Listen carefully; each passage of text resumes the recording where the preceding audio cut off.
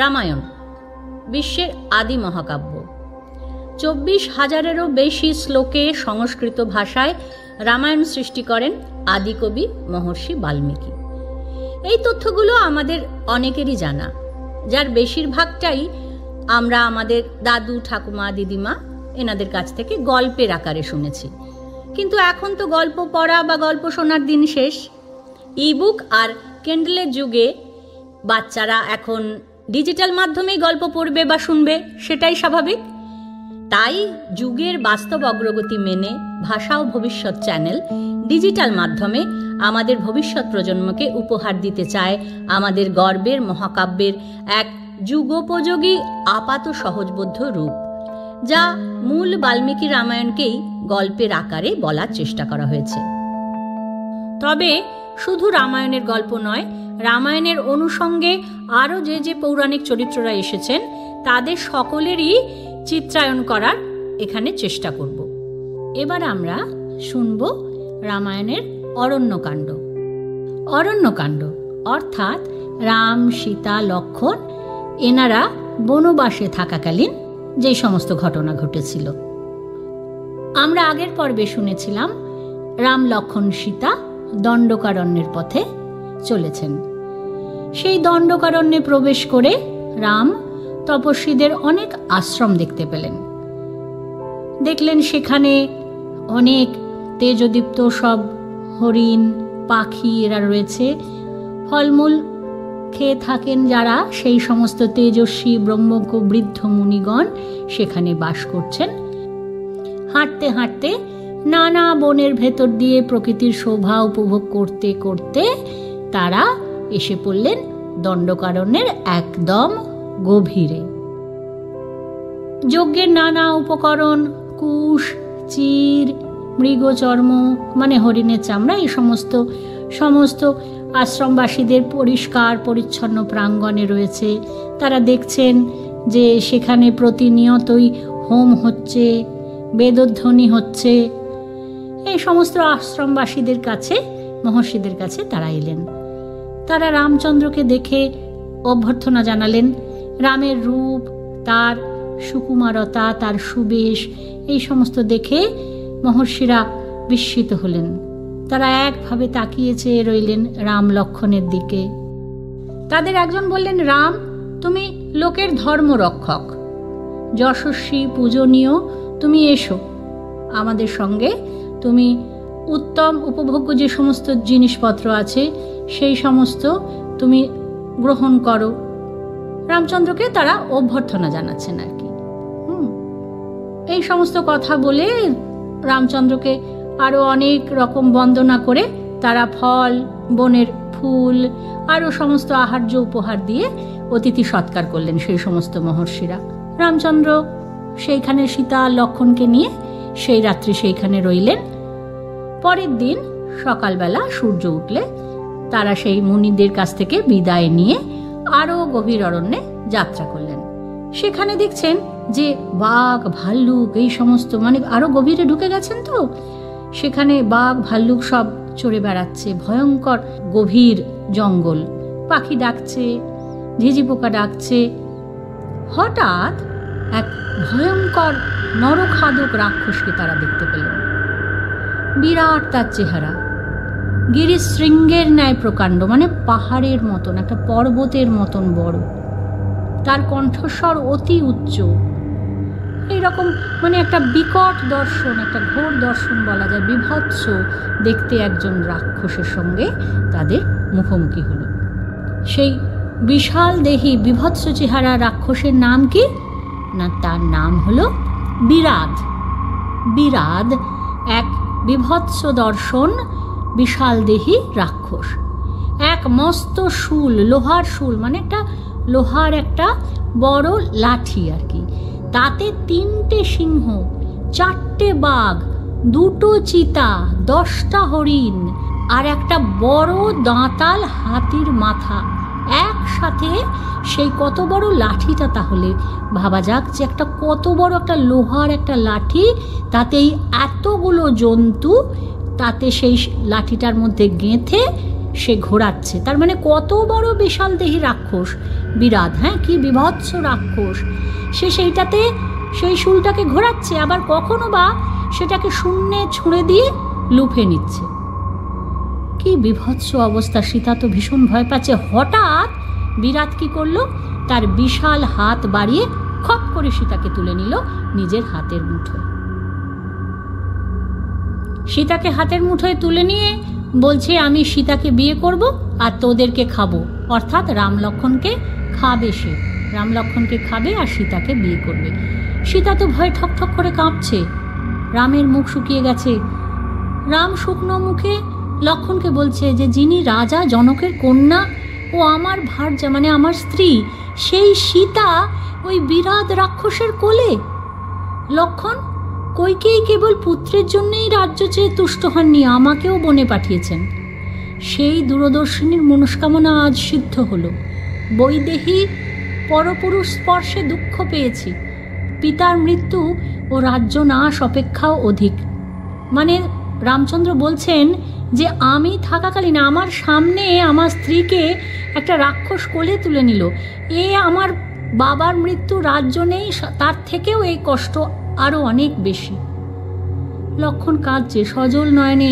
লক্ষ্মণ বলছে যে আপনি ইন্দ্রের মতন শক্তিশালী, আমি আপনার আজ্ঞাবহ, তাহলে আপনি এরকম অনাথের মতো শোক করছেন কেন? আপনি তীর মারুন, তীর মেরেই রাক্ষসকে বধ করুন, না হলে আমাকে সে অধিকার দিন যে আমি বিরাটের ওপর বজ্র নিক্ষেপ করি। বিরাট বলছেন, তোমরা কে, কোথায় যাবে?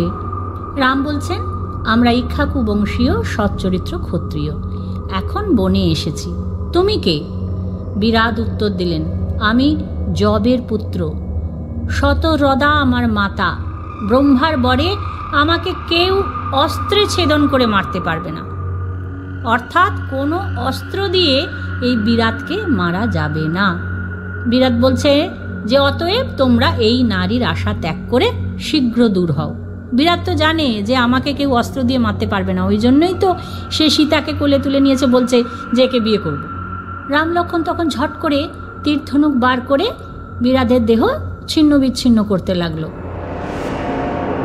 রামচন্দ্র সাতটা তীর বিরাটের ওপর নিক্ষেপ করল। তখন বিরাট করল কি, সীতাকে ছেড়ে একটা বিরাট শূল নিয়ে তাদের আক্রমণ করল। রাম লক্ষ্মণ আবার তীর মারতে লাগলো। বিরাট হেসে হাই তুললেই তখনই তার দেহ থেকে যে তীরগুলো বেঁধেছিল সব তীরগুলো খসে পড়ে গেল। তখন বিরাট রাম লক্ষ্মণকে ধরে, মানে একদম ঘাড় ধরে যাকে বলে, ঘোর অরণ্যে প্রবেশ করলেন রাম লক্ষ্মণকে নিয়ে। রাম বলছে যে এই রাক্ষস আমাদের অভিষ্ট পথে নিয়ে যাচ্ছে, অতএব একে যেতে দাও।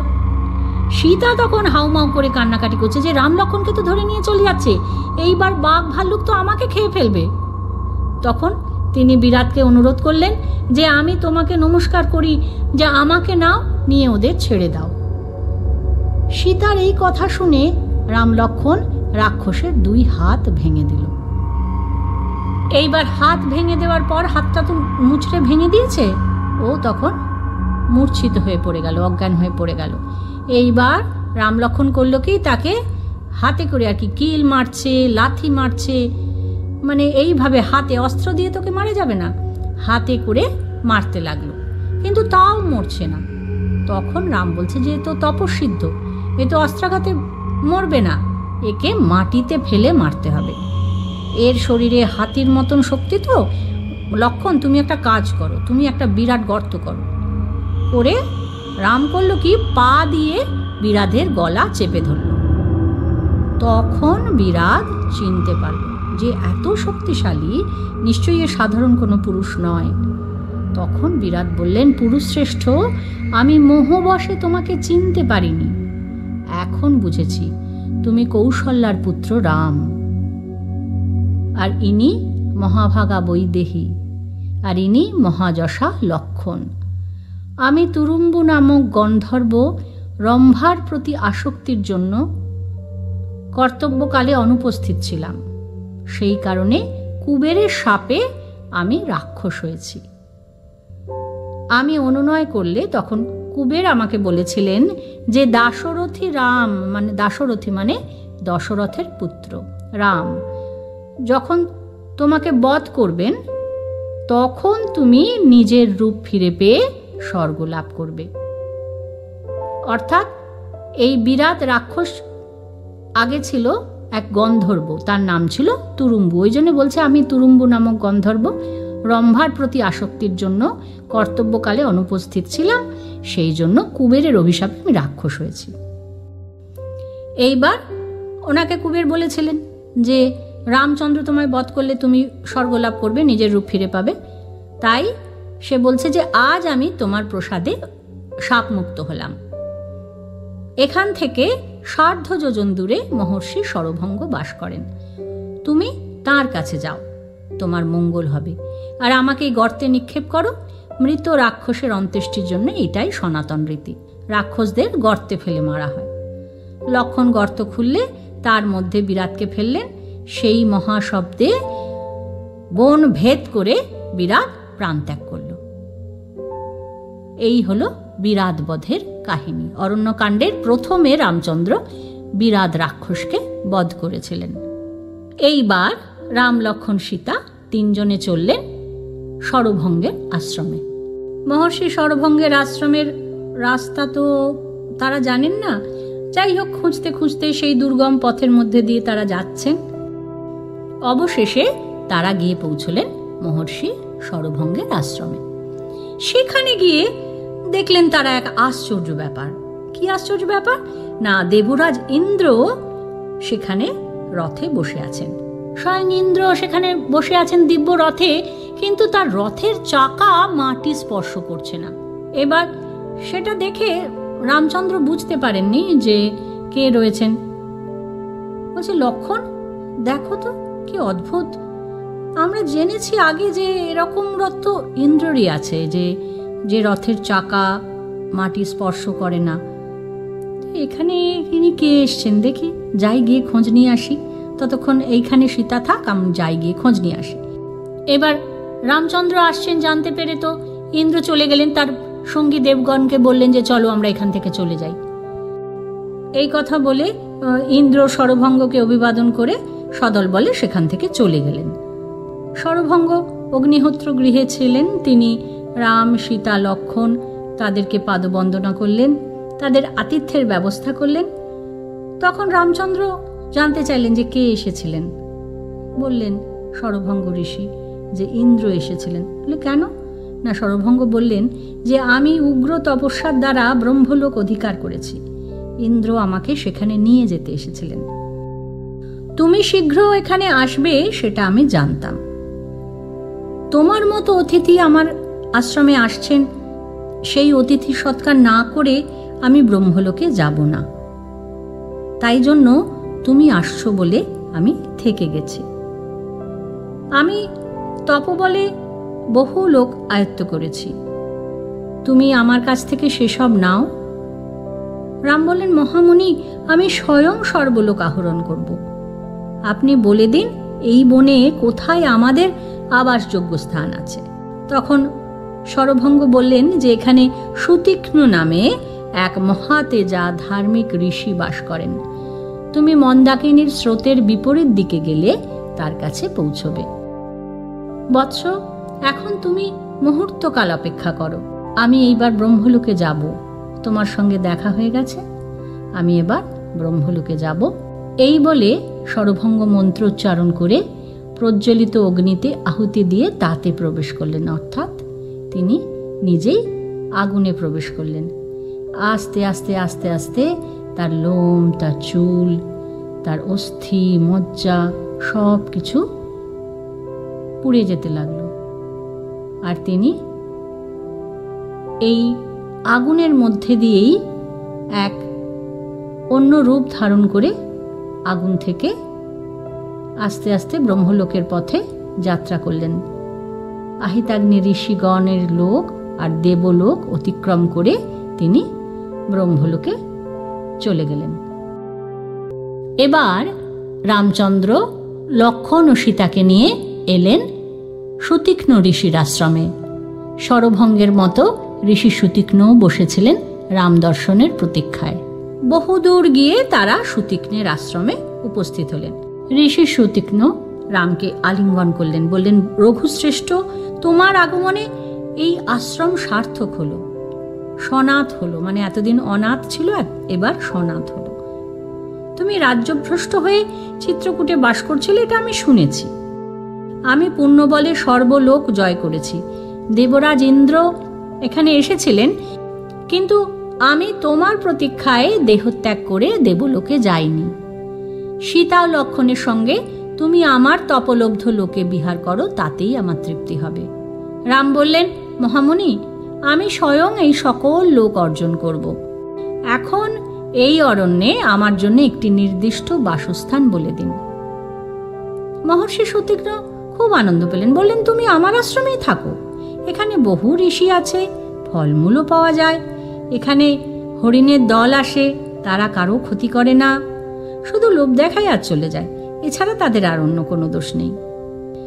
আমি যদি তীক্ষ্ণ স্বরে সেই সকল মৃগ বধ করি, তবে আপনি কষ্ট পাবেন, তা অত্যন্ত দুঃখের বিষয় হবে। এই আশ্রমে আমি দীর্ঘকাল বাস করতে পারবো না। সুতীক্ষ্ণের আশ্রমে রাত্রি যাপন করে রাম সকালবেলা সীতার সঙ্গে স্নান করে হোম পুজো সব সারলেন। তারপর সুতীক্ষ্ণকে বললেন যে, ভগবান, আমি এখানে সুখের রাত্রিবেলা কাটিয়েছি, খুব সুন্দর কাটিয়েছি। এইবার আমরা দণ্ডকারণ্যবাসী পুণ্যশীল সেই সমস্ত আরো ঋষিগণ তাদের আশ্রমগুলো দেখার জন্যে খুব ব্যগ্র হয়ে উঠেছি। তাহলে আমরা এবার যাই। এই বলে রাম, সীতা, লক্ষ্মণ ঋষি সুতীক্ষ্ণ মুনির কাছ থেকে অনুমতি নিলেন। রাম লক্ষ্মণকে সস্নেহে জড়িয়ে ধরে ঋষি সুতীক্ষ্ণ বললেন যে, তোমরা নির্বিঘ্নে যাত্রা করো। আর এই ঋষিদের আশ্রম, এই যে সুন্দর ফল ফুল সমন্বিত বন, এই সমস্ত দেখে আবার এখানে ফিরে এসো। এবার সুতীক্ষ্ণ মুনির আশ্রম ছেড়ে রাম, লক্ষ্মণ, সীতা আবার ঘুরতে লাগলেন বনে বনে। এ মুনির আশ্রম ও ঋষির আশ্রম, এই করে করে বেশ আনন্দের সঙ্গেই কেটে গেল বনবাসের 10 বছর।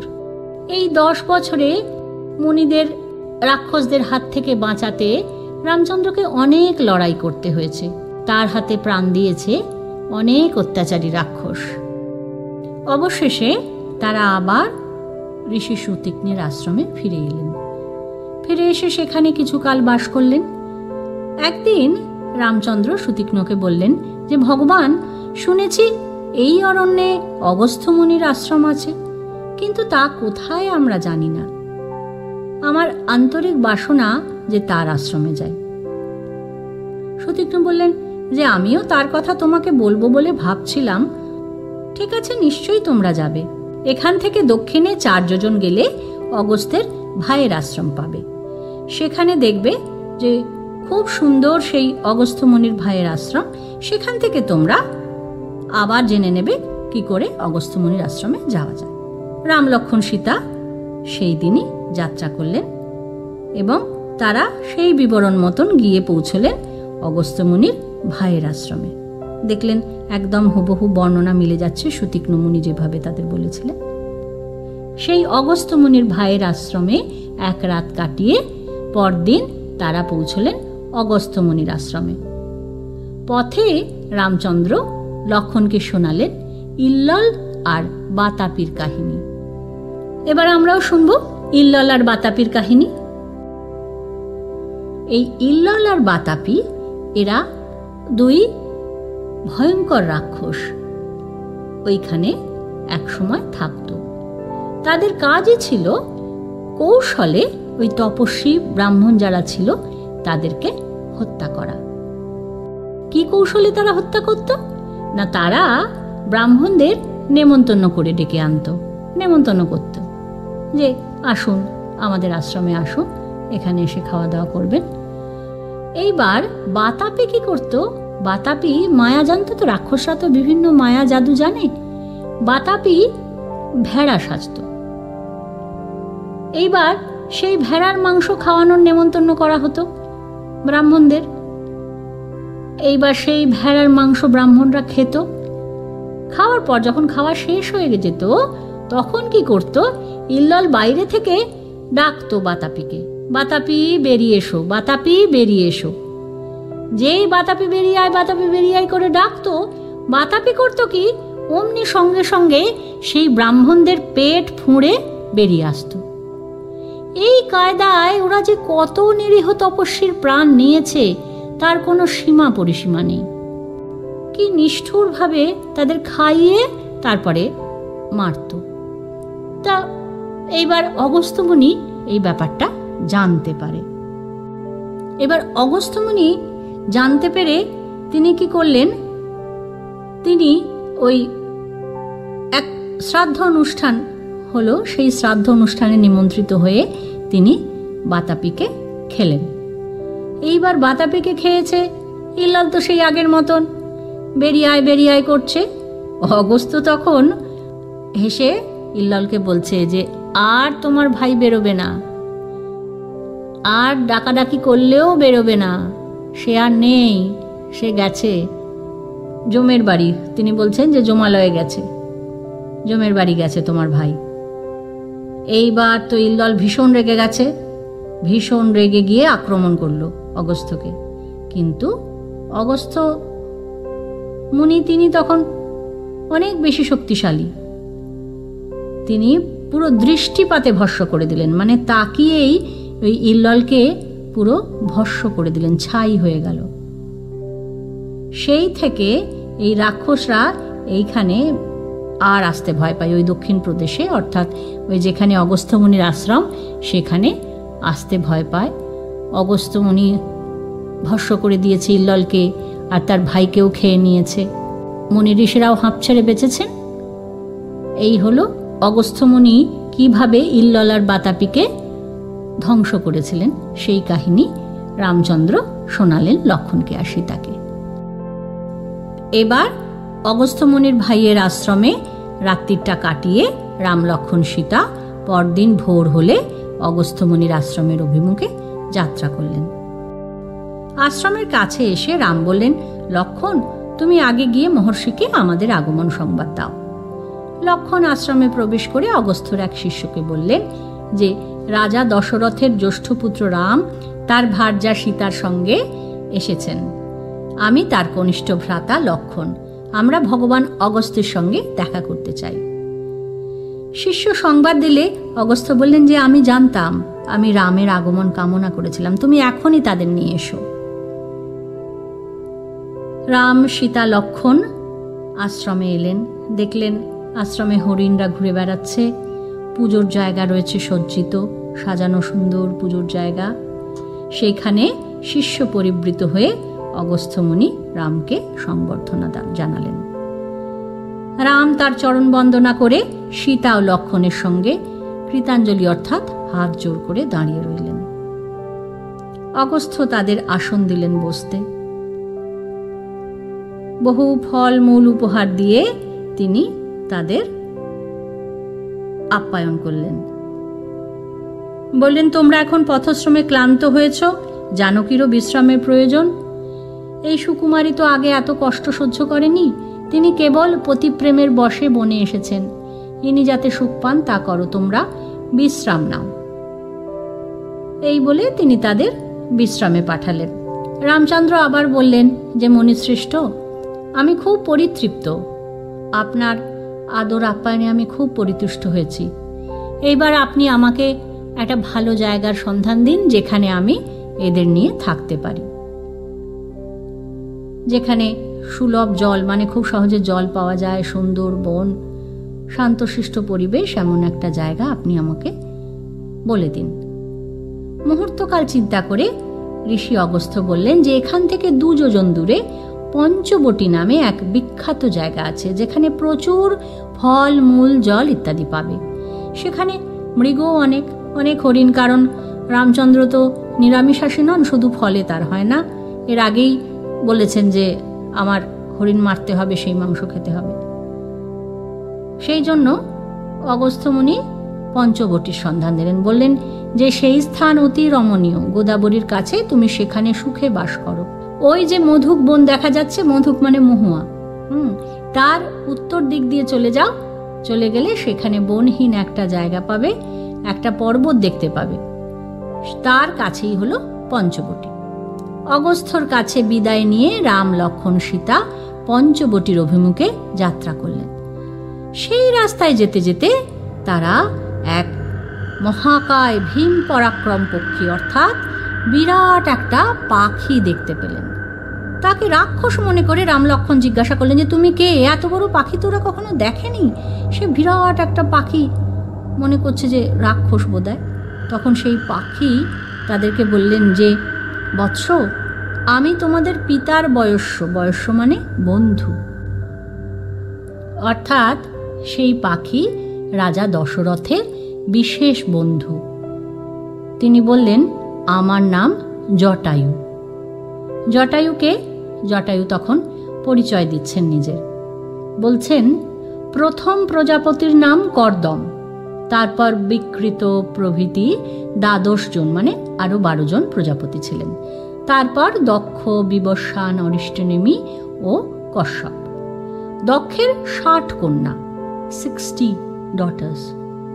কশ্যপ তাদের 8 জনকে বিবাহ করেন, 8 জনকে বিয়ে করেছিলেন কশ্যপ, মুনির ঋষি কশ্যপ।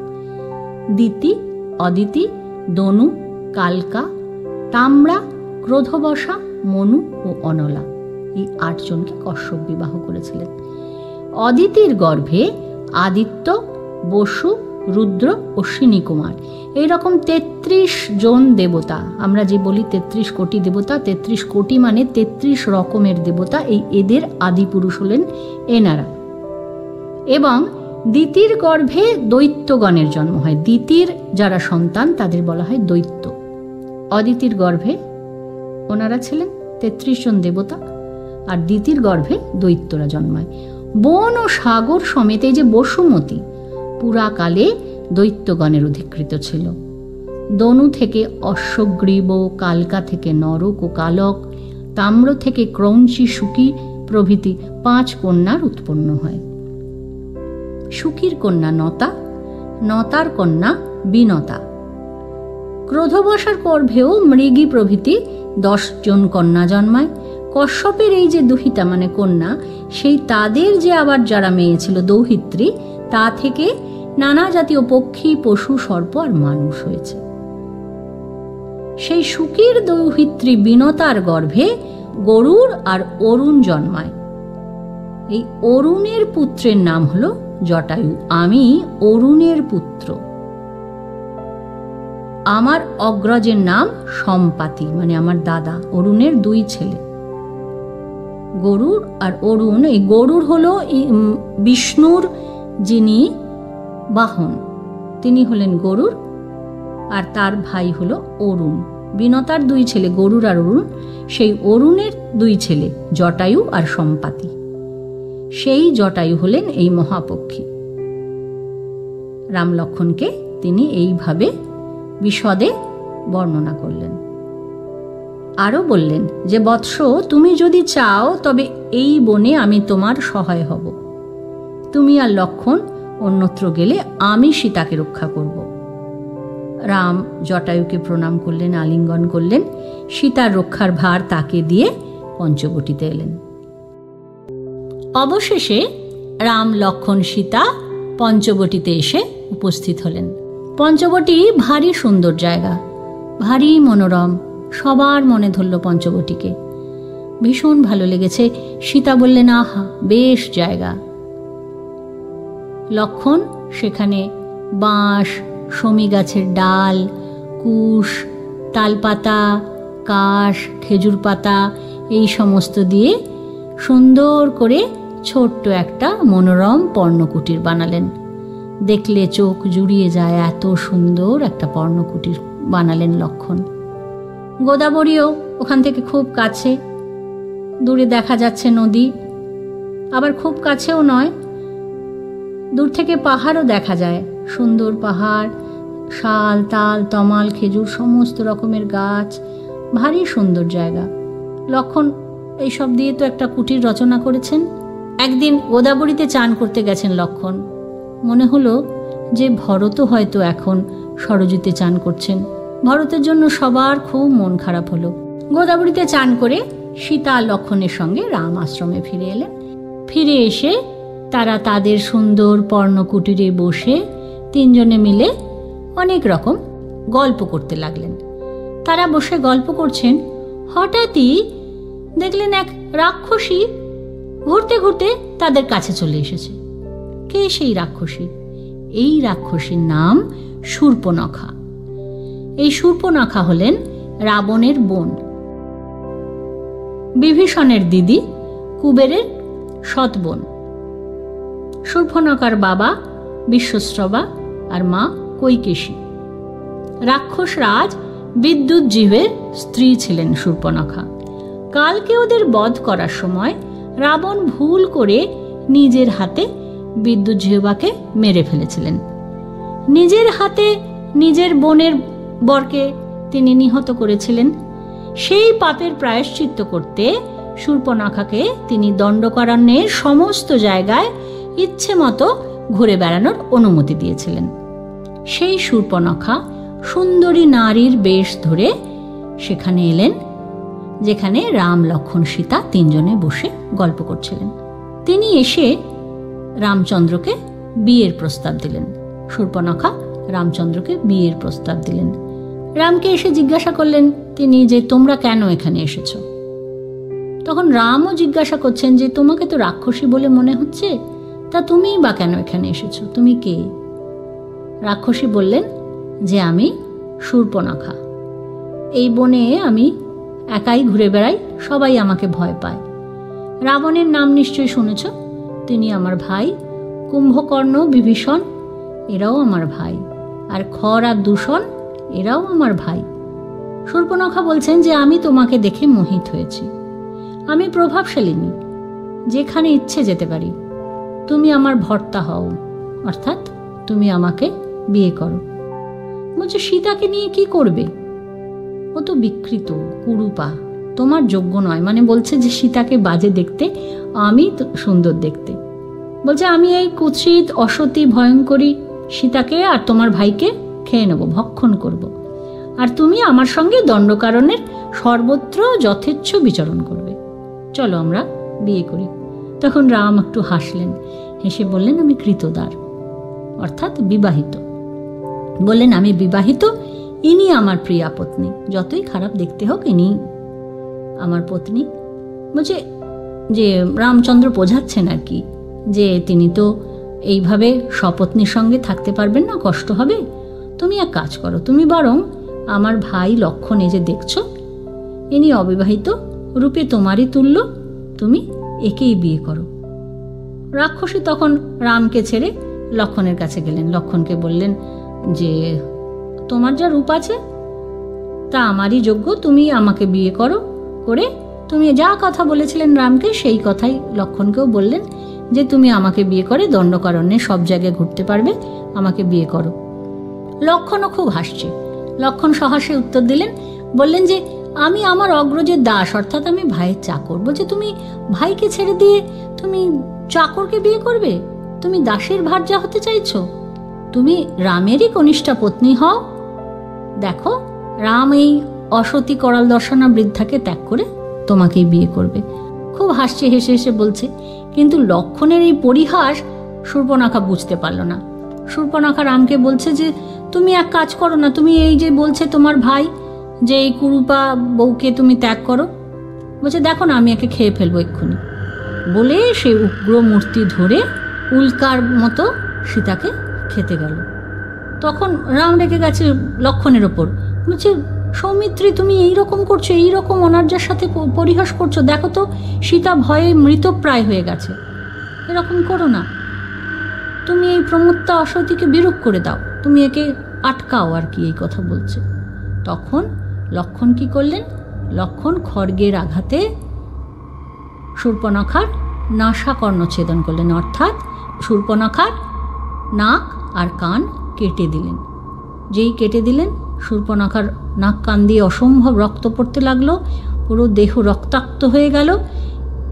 এবার কাঁদতে কাঁদতে বর্ষার মেঘের মতো গর্জন করতে করতে তিনি বনের ভেতরে চলে গেলেন। গিয়ে তার ভাই খড় আর দূষণ, মাস্তুতো ভাই খড়, দূষণ তখনও আসেননি, খড়ের কাছেই গেছেন। খড়কে গিয়ে দেখাচ্ছেন, কাঁদছেন যে দেখো কি অবস্থা হয়েছে আমার। খড় তো সেই রক্তাক্ত বনকে দেখে বলছে কি হয়েছে, ওঠো বলো। খুব রেগে গেছে, বলছে যে কী হলো, আর মানে অজ্ঞান হয়ে পড়ে গেছে প্রায়, কারণ অত রক্ত বেরোচ্ছে তো, প্রায় অজ্ঞান শূর্পণখা। তখন খড় অবাক হয়ে বলছে, উঠো চলো বলো কি হয়েছে, কে তোমাকে এরকম করেছে। শূর্পণখা তখন কেঁদে কেঁদে ভাইকে বলছে যে দশরথের 2 পুত্র রাম লক্ষ্মণ এই বনে এসেছে, তারা রূপবান, তারা তরুণ, তারা মহাবল, আর তারা তপস্বীর বেশ ধরে এসেছে, আর তাদের সঙ্গে এক তরুণী রূপবতী নারীও আছে। সেই ওই তরুণী রূপবতী নারীর জন্য তারা আমার সঙ্গে এই রকম কাজ করেছে। আমি যুদ্ধক্ষেত্রে এই 3 জনেরই রক্তপান করতে চাই, আমার ইচ্ছা যে তোমরা আমার এই ইচ্ছা পূরণ করো। শূর্পণখা খড়ের কাছে তার নাক কান দেখিয়ে এই রকম কান্নাকাটি করছে, অপমানের সমুচিত জবাব দিতে হবে। খড় তখন 14,000 মহাবল রাক্ষসকে ডেকে বলল যে এই বনে 1 নারী আর 2 জন মানুষ এসেছে, তোমরা তাদের সংহার করো। এইবার শূর্পণখা রাক্ষসদের সঙ্গে নিয়ে রামের আশ্রমে এল। রাম তাদের দেখে লক্ষ্মণকে বললেন যে লক্ষ্মণ তুমি সীতার সঙ্গে থাকো, আমি ওদের বধ করে আসছি। রাম রাক্ষসদের বললেন যে আমরা দশরথের পুত্র রাম আর লক্ষ্মণ সীতার সঙ্গে দণ্ডকারণ্যে বাস করতে এসেছি, আমরা ব্রহ্মচারী তাপস, আমাদের হিংসা করতে কেন এসেছো? তোমরা পাপাত্মা, তোমরা একে তো ঋষিদের সঙ্গে এইরকম কাণ্ড কারখানা করো, ঋষিদের জ্বালাতন করো, এবার আমাদের সঙ্গে এরকম করছো। তোমাদের যদি প্রাণের মায়া থাকে তবে ফিরে যাও। ধনুতে জয় রোপণ করতে করতে রামচন্দ্র রাক্ষসদের এই কথা বললেন। রাক্ষসরা বললেন যে তুমি আমাদের প্রভু খড়কে রাগিয়ে দিয়েছো, তার বোনের ওপর এরকম অত্যাচার করেছো, তুমি একা, আমরা তো এতজন আছি, আমাদের সামনে তুমি মোটেই টিকতে পারবে না। তারা তো ভয়ঙ্কর যুদ্ধের প্রস্তুতি নিলেন। রামচন্দ্র একা, তারা ভাবছে যে রামচন্দ্র কিছুই করতে পারবে না। ভীষণ গর্জন করে তারা যুদ্ধ করতে এগিয়ে এলেন। এবার সীতা তো যথারীতি ভয় পাচ্ছে, ওই জন্য লক্ষ্মণকে রাম বললেন যে তুমি বৈদেহীকে নিয়ে দুর্গম গিরি গুহায় আশ্রয় নাও, আমার কথার অন্যথা করো না। কারণ রামচন্দ্র বুঝতে পারছে যে একটা ভীষণ যুদ্ধ হতে চলেছে। যুদ্ধ দেখবার জন্য ঋষি, দেবতা, গন্ধর্ব সবাই আসতে লাগলেন যে যুদ্ধ কেমন একটা যুদ্ধ হবে দেখব। তারাও প্রার্থনা করছে যে মহাত্মাদের মঙ্গল হোক, যুদ্ধে রামচন্দ্র নিশাচরদের বধ করুক, কারণ তার আগেই ঋষিরা এসে রামচন্দ্রকে অনুরোধ জানিয়েছিল। খড় যখন সমস্ত ওই 14,000 রাক্ষসকে নিয়ে এসেছে, তখন তো তারা বুঝতেই পারছে যে একটা ভীষণ লড়াই হবে। লক্ষ্মণ সীতাকে নিয়ে গিরিগুহায় আশ্রয় নিলেন, আর রামচন্দ্র ভীষণ যুদ্ধ, মানে এই 14,000 রাক্ষসের সঙ্গে রামচন্দ্র একাই লড়লেন, এবং প্রায় 1 মুহূর্তেই, বিশেষ কিছু লড়াই করতে হয়নি, প্রায় 1 মুহূর্তেই তিনি তাদের নিঃশেষ করলেন, সমন সদনে পাঠিয়ে দিলেন রাম। একে একে আরও এলো খড়, দূষণ, ত্রিশিরা, রাবণের 3 জাঁদরেল সেনাপতি, আর ওই অসংখ্য রাক্ষস, তারা সবাই প্রাণ দিলেন রামচন্দ্রের হাতে। দেবতা এবং ঋষিরা আশীর্বাদ করলেন 2 ভাইকে। রাক্ষস অকম্পন ছুটে গিয়ে সেই খবরটা দিলেন রাবণকে। রাবণ তো ভীষণ রেগে গেছেন, একেবারে রক্তচক্ষু হয়ে গেলেন ক্রোধে। বলছেন কি হলো, জনস্থান নষ্ট করেছে। জনস্থান হলো দণ্ডকারণ্যের মানে পঞ্চবটির কাছের একটা জায়গার নাম। তিনি বলছেন যে আমার অনিষ্ট করে ইন্দ্র, কুবের, যম, বিষ্ণু কেউ সুখে থাকতে পারে না, আর সেখানে কিনা এই অবস্থা, 3 জন আমার সেনাপতি, তাদেরকে রামচন্দ্র মেরে ফেললো, রাম লক্ষ্মণ। আবার একে তো একটা অন্যায় করেইছে, আমার বোনের সঙ্গে এরকম করেছে, তার উপর এই আমার দূষণ, ত্রিশিরা, খড়, এইরকম 3 জাঁদরেল সেনাপতি আর এই অসংখ্য রাক্ষস, এদেরকেও মানে রামচন্দ্র মারল, জনস্থানকে একেবারে তছনছ করে দিয়েছে। রাবণ কিছুতেই মেনে নিতে পারল না, বলল আমি রাম লক্ষ্মণকে মারতে যাব। তখন অকম্পন বলছে যে মহারাজ, আপনি বা দেবাসুর এমন কোনো শক্তি নেই যে রামকে যুদ্ধে পরাজিত করে, ও তো দেখেছে। ও সেই জন্য বলছে যে অসম্ভব, আপনি পারবেন না। আমি তার বধের উপায় বলছি, শুনুন। তার সীতা নামে এক ভার্যা আছে, অর্থাৎ তার বউ সীতা বলছে এতই সুন্দরী যে দেবী, গন্ধর্বী, অপ্সরা কেউ তার তুল্য নয়। আপনি বনে যান, আপনি বনে গিয়ে রামকে মোহগ্রস্ত করে, অর্থাৎ রামকে ডাইভার্ট করে দিন আর কি। রাম থাকাকালীন তো আর সীতাকে হরণ করতে পারবে না, সুতরাং রামকে আপনি অন্যদিকে মোহগ্রস্ত করে সীতাকে হরণ করুন, সীতাকে তুলে নিয়ে আসুন। সীতার বিরহে রাম বাঁচবে না। অর্থাৎ অকম্পন বুঝতে পেরে গেছে রামের উইকনেস, ওই জন্যে পরামর্শ দিলেন রাবণকে যে আপনি ওকে ডাইরেক্ট অ্যাটাক করে রামচন্দ্রকে মারতে পারবেন না। আপনি তার দুর্বল জায়গা হলো সীতা, সেইখানটায় আপনি আঘাত করুন, আপনি সীতা হরণ করুন। রাবণ উত্তর দিলেন তাই হবে, আমি কালই শুধু সারথীকে সঙ্গে নিয়ে সেখানে যাব, গিয়ে বৈদেহীকে লঙ্কাপুরীতে নিয়ে আসব। আগের পর্বেই আমরা জেনেছি যে অকম্পন রাক্ষস সে রাবণকে পরামর্শ দিয়েছে সীতাহরণের। এই সীতাহরণের পরামর্শটা রাবণের বেশ মনে ধরেছে। রাবণ গেলেন মারীচের কাছে। মারীচকে মনে আছে নিশ্চয়ই, মারীচ হলেন তারকার পুত্র, তারকার ছেলে। তার মাকে রাম মেরেছিল, সুতরাং তার তো রাগ আছেই। রাবণ কি করলেন, মারীচকে সঙ্গী করলেন। মারীচ ছিলেন ওইখানেই, মানে দণ্ডকারণ্যেই তপস্বীর বেশে বাস করছিলেন। রাবণ উজ্জ্বল রথে চড়ে মারীচের আশ্রমে এসে উপস্থিত হলেন। মারীচ তো তাকে দেখে অবাক, জিজ্ঞাসা করলেন যে রাক্ষস রাজ, সকলের কুশল তো? আপনাকে হঠাৎ আসতে দেখে আমার আশঙ্কা হচ্ছে। রাবণ তখন বললেন যে বৎস, রাম জনস্থানের সমস্ত রাক্ষস আর তাদের রক্ষকদের যুদ্ধে বধ করছে। আমি তার ভার্যা মানে তার স্ত্রীকে অপহরণ করব, সেই জন্যে তোমার সাহায্য চাই। মারীচ তখন বললেন যে যে আপনাকে সীতার কথা বলেছে সে আপনার শত্রু, আপনাকে দিয়ে সে সাপের মুখ থেকে দাঁত তুলতে চায়। লঙ্কেশ্বর, আপনি লঙ্কায় ফিরে যান, আপনি নিজের পত্নীতেই তুষ্ট থাকুন, রামকেও তার পত্নী নিয়ে বাস করতে দিন। মারীচের কথা শুনে রাবণ লঙ্কায় ফিরে গেলেন।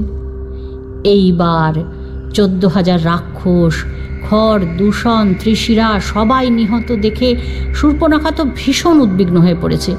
সে একেবারে হন্তদন্ত হয়ে দাদার কাছে লঙ্কায় চলে গেল। এইবার সেখানে রাজসভায় রাবণ মন্ত্রিসভা নিয়ে বসে আছে। হঠাৎ করে সারা দেহে আঘাতের চিহ্ন নিয়ে সেখানে উপস্থিত হলো তার বোন শূর্পণখা। শূর্পণখা তো গিয়ে দাদার কাছে ভীষণভাবে উত্তেজিত, ভীষণ রেগে গেছে। বলছে, তুমি কামভোগে প্রমত্ত, স্বেচ্ছাচারী, নিরঙ্কুশ, তোমার বোঝা উচিত যে ঘোর ভয় উপস্থিত হয়েছে, তাও তুমি বুঝছো না। রাক্ষস, তুমি বালক স্বভাব, মানে দাদাকে বলছে বালক স্বভাব, বুদ্ধিহীন, যা কর্তব্য তা তুমি করতেই পারছো না, তাহলে কি রাজত্ব করবে তুমি? তোমার চররা জানে না, তোমার সচিবরাও জানে না, কিচ্ছু জানে না যে কি কাণ্ড হয়ে চলেছে। তোমার নিজের লোকেদের, তাদের বাড়িঘরদোর সব ধ্বংস হচ্ছে, কি হচ্ছে কিচ্ছু তুমি জানো না। রাম একাই 14,000 রাক্ষস আর খড় দূষণকে বধ করেছে। রাবণ শুনে অবাক, প্রচন্ড রেগে গেছে। বলছে, কে রাম? তার পরাক্রম, তার রূপ, এসব কোথা থেকে এলো এত? সে দণ্ডকারণ্যে কেন এসেছে? কি এমন তার অস্ত্র যে তা দিয়ে সে এত কাণ্ড করেছে? মানে রাবণের এতদিন রাম সম্পর্কে কোনো ধারণাই ছিল না, ওই জন্য সে জিজ্ঞাসা করছে যে কে রাম। সে ভাবতে পারছে না, বলছে কে রাম?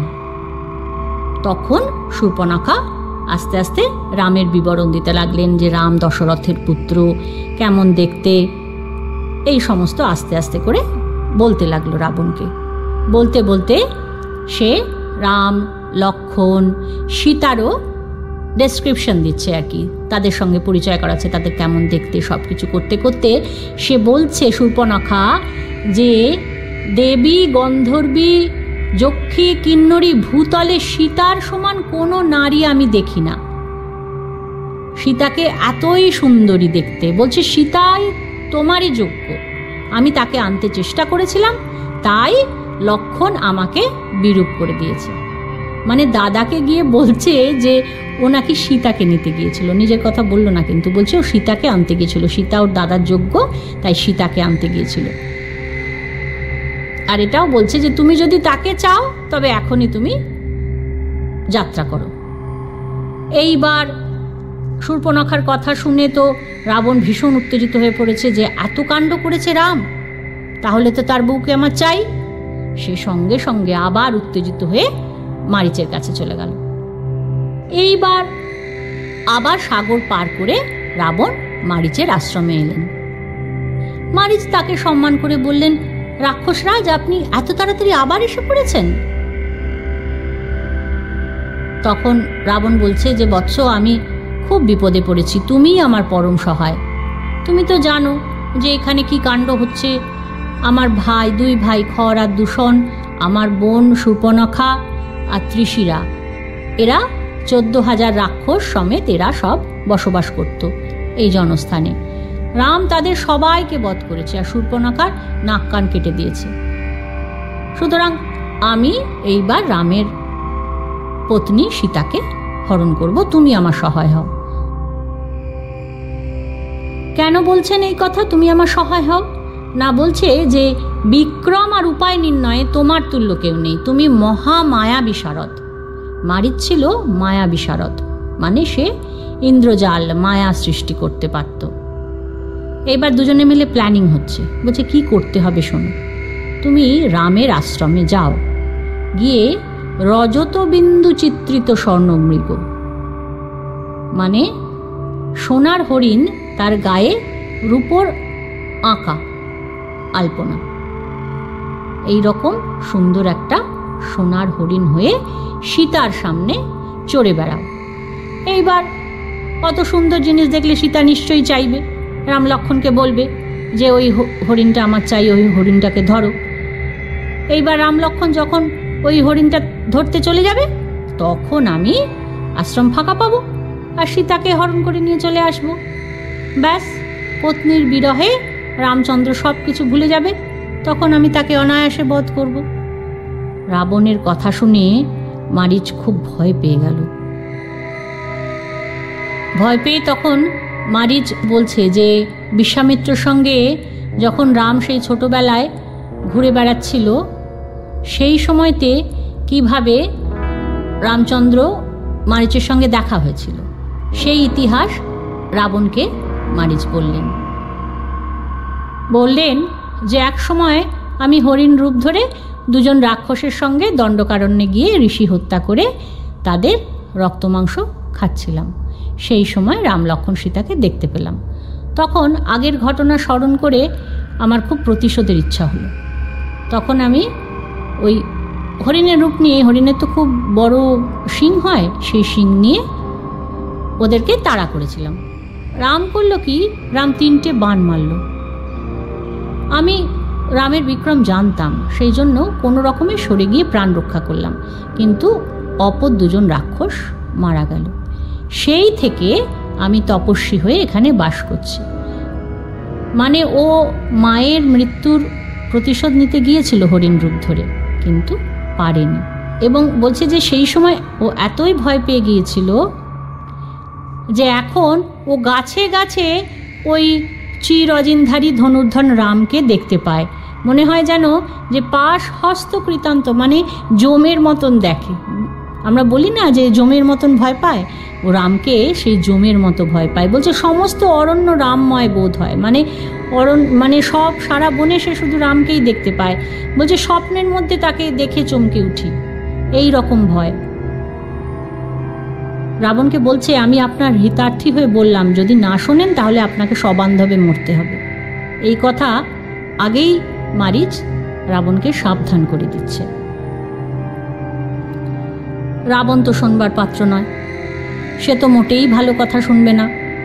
সে রেগে গিয়ে তখন বলল যে মারিচ, তুমি দুষ্কুলজাত,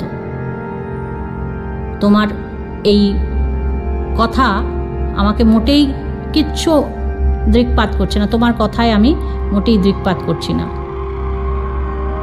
বলছে যে সামান্য স্ত্রীলোকের কথায় রাজা, মা, বাবা সবাইকে ছেড়ে বনে যায়, সেই রাম, তার সামনেই আমি তার বউকে নিয়ে চলে যাব। ওসব আমাকে তুমি ভয় দেখিও না। যেমনভাবে একটা নিষ্ফল জমিতে বীজ ফেললে তাতে গাছ হয় না, ঠিক তেমনি তোমার কথায় আমার কোনো ফল হচ্ছে না। এইসব বলে ভীষণভাবে রাবণ ভৎসনা করলেন মারিচকে, করে বললেন যে তোমাকে আমি অর্ধেক রাজ্য দিচ্ছি, তোমাকে যে কাজটা করতে বলছি সেই কাজটা করো, আর যদি না করো তবে আজই তোমায় বধ করব। কি করবে, বেচারা ওকে মেরেই ফেলবে বলছে। ভয়ের চোটেও বলল ঠিক আছে, আপনি যা বলছেন তাই করব, যাই চলুন। তখন রাবণ খুব খুশি হয়ে বললেন, এইবার তুমি বীরের যোগ্য কথা বলছো, এখন মনে হচ্ছে যে তোমাকে আসল মারিচ, এতদিন মনে হচ্ছিল যে তুমি অন্য কোনো রাক্ষস বোধহয়। যাই হোক, তুমি চলো আমার সঙ্গে আকাশগামী রথে চলো, বলে রথে চড়ে নিয়ে এলো মারিচকে। এইবার রামের আশ্রম দেখা যাচ্ছে এমন একটা দূরত্বে। রাবণ করলেন কি, মারিচকে ড্রপ করে দিলেন আর কি। ও তো রথে চড়ে নিয়ে এসছিল, রথে চড়ে এনে ওকে ওইখানে নামিয়ে দিল। তাহলে মারিচ পৌঁছে গেল রামের আশ্রমের সামনে। পরিকল্পনা মতো দারুণ সুন্দর দেখতে অতি শোভাময় মৃগের রূপ ধারণ করলেন ক্ষণ মধ্যে। মানে ও তো মায়া জানতো, যেমন বলেছিল একটা সোনার হরিণ, তার গায়ের উপর আলপনা, এই করে সে আশ্রমের সামনে ঘোরাঘুরি করছে, লোক দেখাচ্ছে, ঘাস খাচ্ছে, পাতা খাচ্ছে, এসব করছে। একবার এদিক যাচ্ছে, একবার ওদিক যাচ্ছে, কখনো দৌড়ে চলে যাচ্ছে, কখনো খেলা করছে, এইসব করছে। আর অন্যান্য যে সমস্ত হরিণরা আছে তারা তাকে দেখে কিন্তু গা শুকেই পালায়, বুঝতে পারছে তো তারাও যে এমনি হরিণ নয়। এবার সীতা আশ্রমের সামনে ফুল গাছ থেকে ফুল তুলছে। ফুল তুলতে তুলতে হঠাৎ করে দেখতে পেল সেই মায়া হরিণ চোখের সামনে দিয়ে ছোটাছুটি করছে। ব্যাস, ফাঁদে পা দিলেন সীতা। সঙ্গে সঙ্গে রামকে ডেকে বললেন, আর্যপুত্র লক্ষণ, তোমরা শিগগির এদিকে এসো। লক্ষণ কিন্তু ওকে দেখেই সন্দেহ হয়েছিল। লক্ষণ কিন্তু বললেন যে আমার মনে হচ্ছে এ কোনো মায়াবী রাক্ষস, এবং এ মনে হচ্ছে এ মারিচই এই মৃগ হয়েছে। যেসব রাজারা মৃগয়া করতে আসে এই পাপাত্মা তাদের বধ করে। জগতে এমন রত্নবিচিত্র মৃগ থাকতেই পারে না, এ মায়া, আমার কোনো সন্দেহ নেই। কিন্তু সীতা তো একেবারে লোভে জ্ঞানহীন হয়ে পড়েছে। ও লক্ষণের কোনো কথা শুনছেই না। লক্ষণের কোনো কথা না শুনে সীতা একেবারে ডাইরেক্ট রামের কাছে বায়না করছে, আর্যপুত্র এই সুন্দর মনোহরণ হরিণ আমার চাই চাই, তুমি ওকে নিয়ে এসো, আমরা ওকে নিয়ে খেলা করব। তার এই আশ্রমে অনেক সুন্দর সুন্দর জিনিস আছে, কিন্তু এর তুল্য কেউ নয়। আহা, কি রূপ, কি শোভা! জীবন্ত ধরে আনতে পারো তাহলে বনবাসের পর একে নিয়ে রাজধানীতেও যাব, এত কিছু ভাবছে। আর যদি জীবন্ত ধরা না দেয় তবে এই হরিণের চামড়া, স্বর্ণময় চামড়া বিছিয়ে আমি বসবো। নিজের কামনা পূরণের জন্য এইরকম অনুরোধ করা স্ত্রীর পক্ষে অনুচিত, কিন্তু এই হরিণের রূপ দেখে আমি বিস্ময়ে মুগ্ধ হয়েছি। সীতা বলছে যে ও জানে যে নিজের জন্য এইরকম জিনিস চাওয়া এটা উচিত নয়, জানে, কিন্তু তাও মায়া কি জিনিস সীতাকে দিয়ে মহর্ষি বলাচ্ছেন যে বাল্মীকি বলাচ্ছেন যে জানি আমি যে এটা করা অন্যায়, কিন্তু একে দেখে আমি মুগ্ধ। কত সুন্দর একটি শিক্ষা! মহাকাব্য তো রামায়ণ, তা থেকে আমরা যুগ যুগ ধরে শিক্ষা নিয়ে এসেছি যে এই যে সীতার এই যে বোধ বাল্মীকি এখানে লিখছেন। কেন লিখছেন? যে আমরা জানি অনেক সময় অনেক অন্যায় কাজ হয়তো শেষ মুহূর্তে আমাদের মনে হয় যে এই লোভটা উচিত নয়, এটা করা অন্যায়, কিন্তু তা সত্ত্বেও আমরা সেই মায়ার বশবর্তী হয়ে পড়ি। সেই মায়ার বশবর্তী হয়ে আমরা সেই দিকেই দৌড়ে যাই।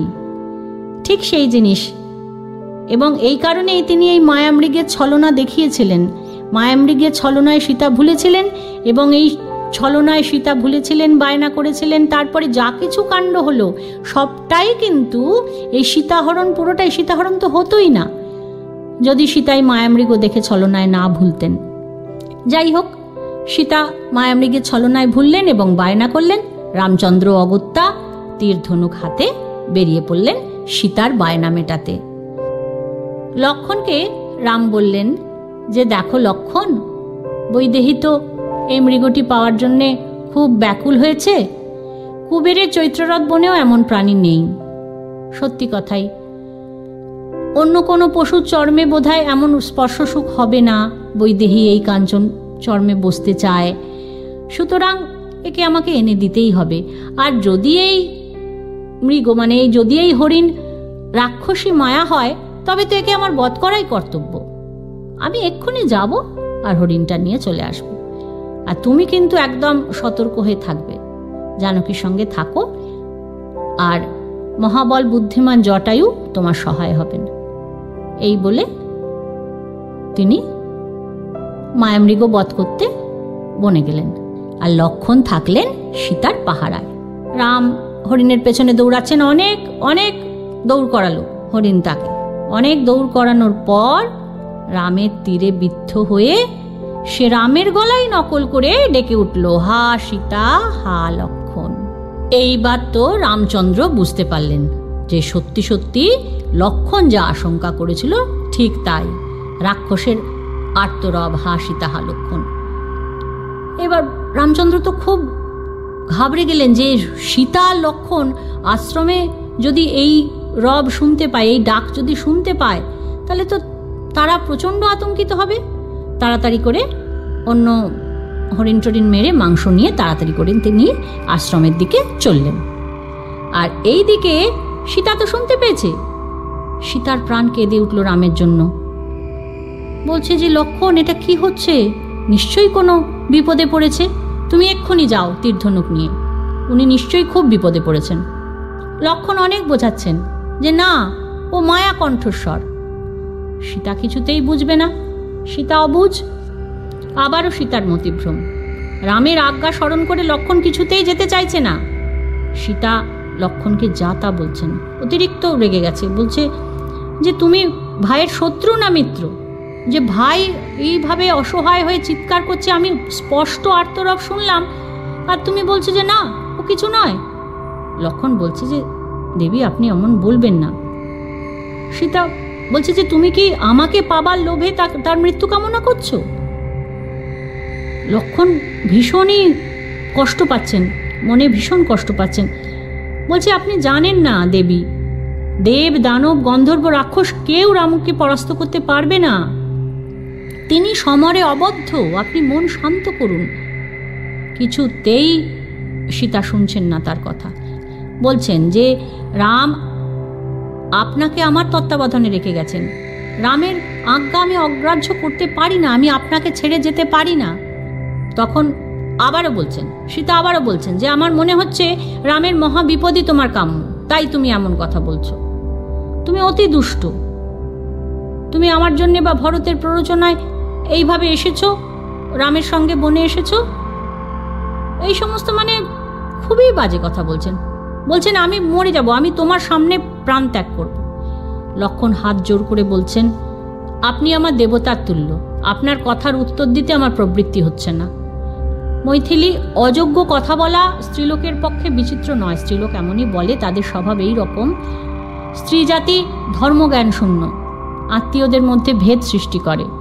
আপনার কঠোর বাক্য আমার সহ্য হচ্ছে না, যেন একেবারে কানে শীষে ঢেলে দিচ্ছে।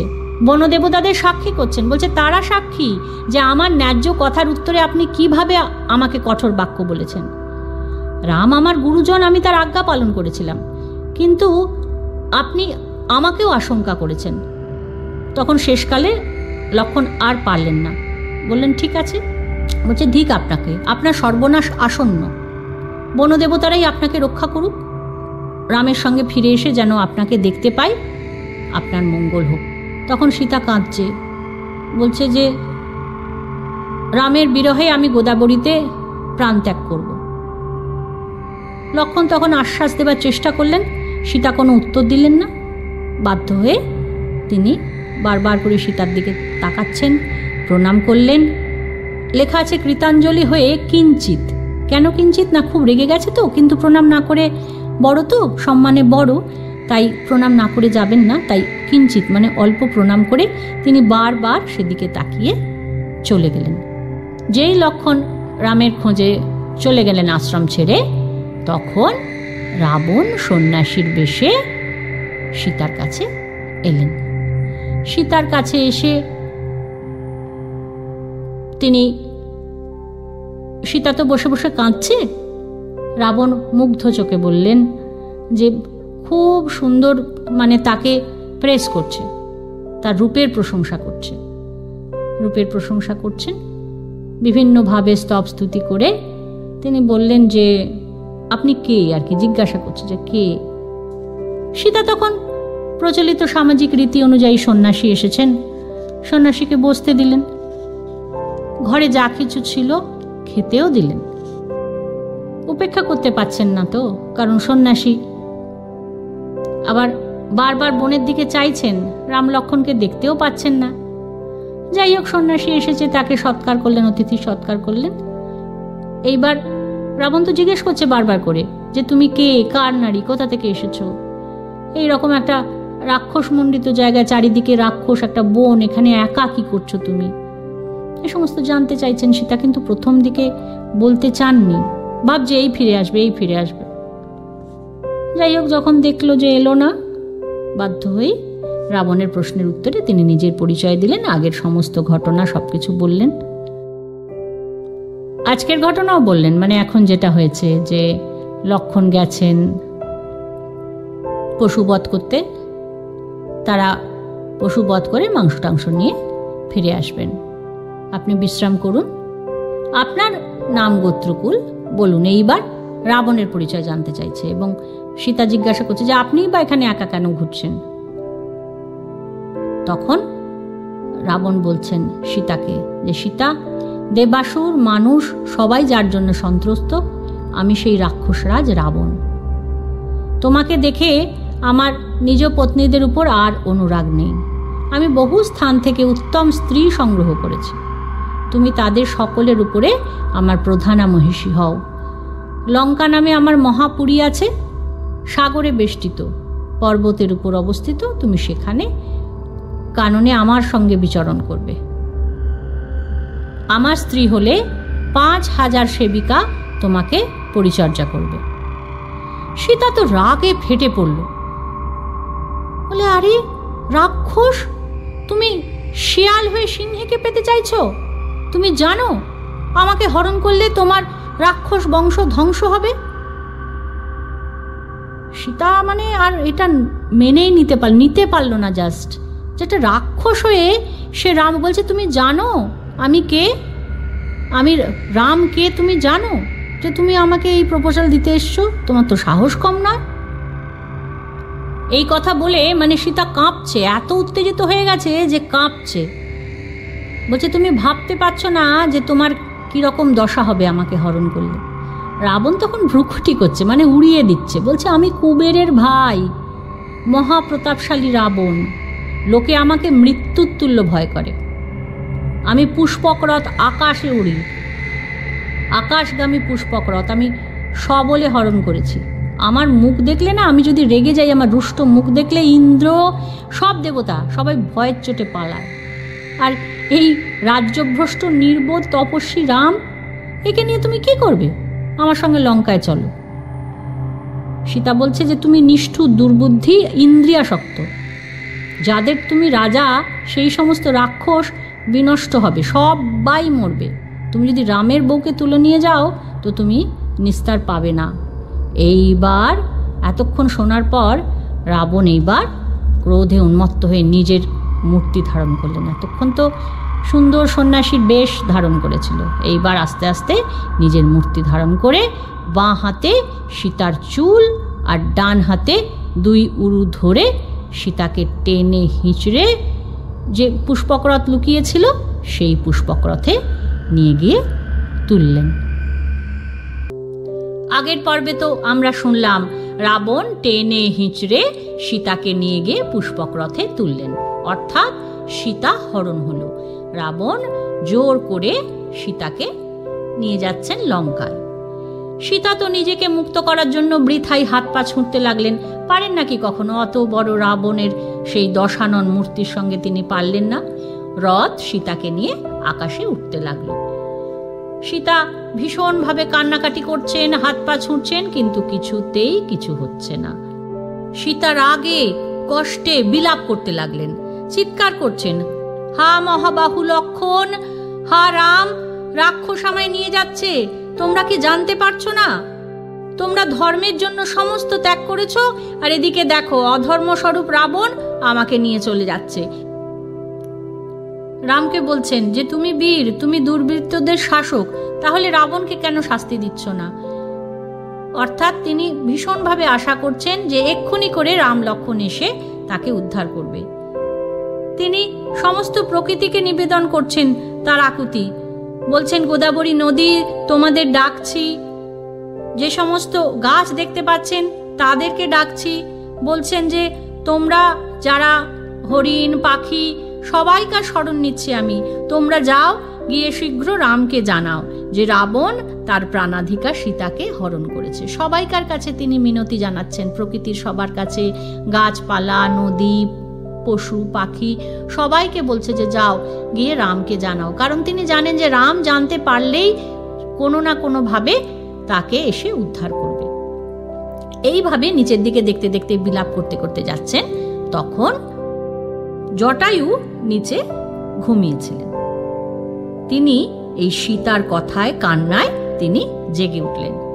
জটায়ুকে না, জটায়ু হলেন মহাপক্ষী, তিনি পক্ষীরাজ, বিষ্ণুর বাহন গরুড়ের ভাই, অরুণের ছেলে। আবার তার আরো এক ভাই ছিলেন, তার নাম ছিল সম্পাতি। জটায়ু ছিলেন দশরথের বিশিষ্ট বন্ধু। 60,000 বছর বয়স ছিল জটায়ুর তখন। বৃদ্ধ মহাপক্ষী তিনি ঘুমোচ্ছিলেন, ঘুম ভেঙে গেল তার সীতার কান্নায়, জেগে উঠলেন। জেগে উঠে তিনি কিন্তু রাবণকে প্রথমে বোঝাচ্ছিলেন। তিনি রাবণকে বোঝালেন, বললেন, ভাই দশানন, তুমি এই অন্যায় কাজ করো না। রাম তো সকলের রাজা, তিনি সকলের হিতকামী, মানে তিনি সকলের ভালো চান, আর সীতা তারই বউ। তিনি তো তোমার সাথে কোনো অন্যায় করেননি, তোমার রাজ্যেরও কোনো অনিষ্ট করেননি। শূর্পণখার জন্য খর অন্যায় আচরণ করেছিল, সেই জন্য রাম তাকে বধ করেছে, তাতে তো তার কোনো দোষ নেই। তাহলে তুমি কেন অনর্থক তার সঙ্গে বিবাদ করছো? তুমি সীতাকে ছেড়ে দাও। কিন্তু না, তা তো হবার নয়। চোরানা শোনে ধর্মের কাহিনী, রাবণ তো ভালো কথা শুনবেন না।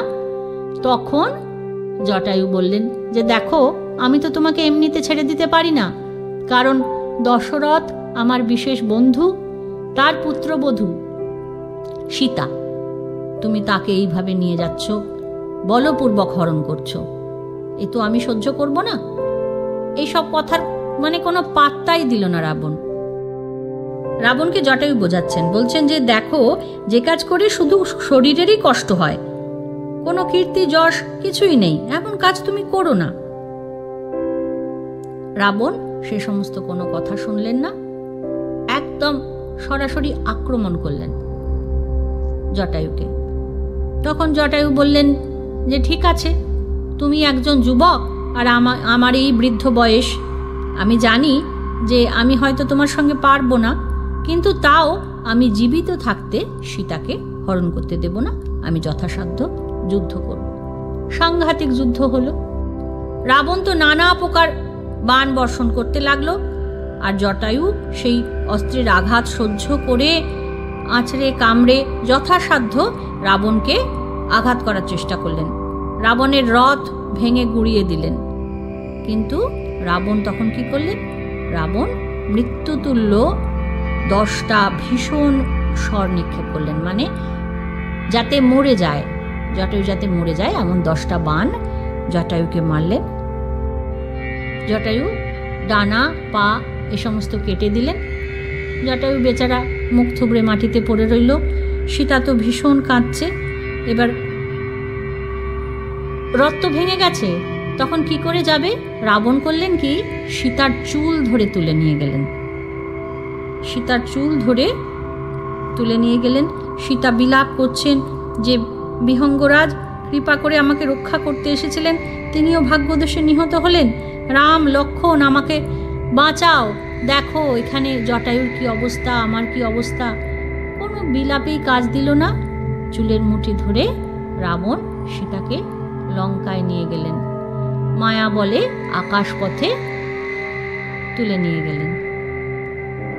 দণ্ডকারণ্যবাসী দেখতে পাচ্ছে যে আকাশ পথে চুলের মুঠি ধরে নিয়ে যাচ্ছে। তখন তারা বুঝতে পারলেন যে এইবার শেষের সময় হয়ে এসেছে।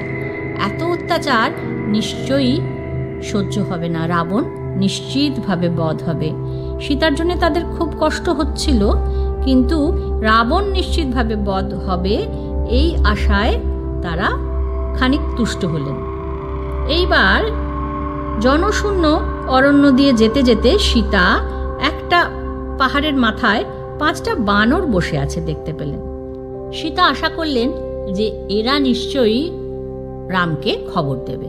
সেই আশায় সীতা কি করলেন না, তার যে গায়ের ওড়না ছিল সোনালি ওড়না, সেই ওড়নার মধ্যে করে তার গয়নাগুলো বেঁধে সেখানে ফেলে দিলেন।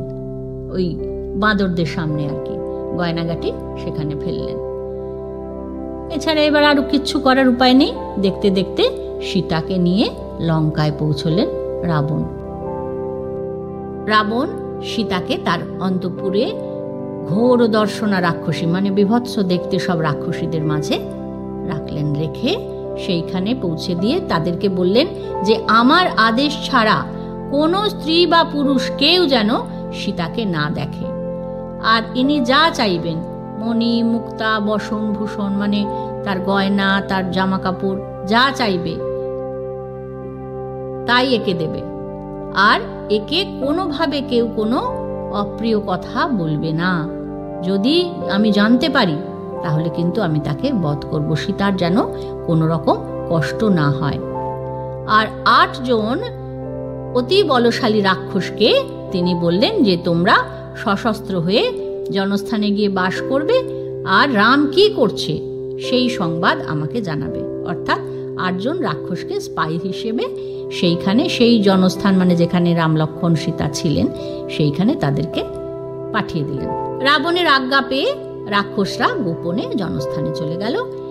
আর এদিকে রাবণ অন্তঃপুরে গিয়ে দেখলেন যে সমস্ত রাক্ষসীদের মাঝখানে সীতা রয়েছে। এবার রাবণ তাকে নিজের ঐশ্বর্য দেখাচ্ছে যে দেখো আমার হাজারখানা স্ত্রী, এত এত আমার সমস্ত পাখি হরিণ, এত সোনা রূপো সব কিছু রয়েছে। সোনার লঙ্কা ছিল, অর্থাৎ রাবণের যে প্রাসাদ সেই প্রাসাদ ছিল সোনার তৈরি, মানে তার প্রাসাদের সিঁড়িও সোনার। এত সুন্দর, মানে এত ঐশ্বর্যশালী, সুন্দর তো বটেই, এত ঐশ্বর্যশালী ছিলেন রাবণ।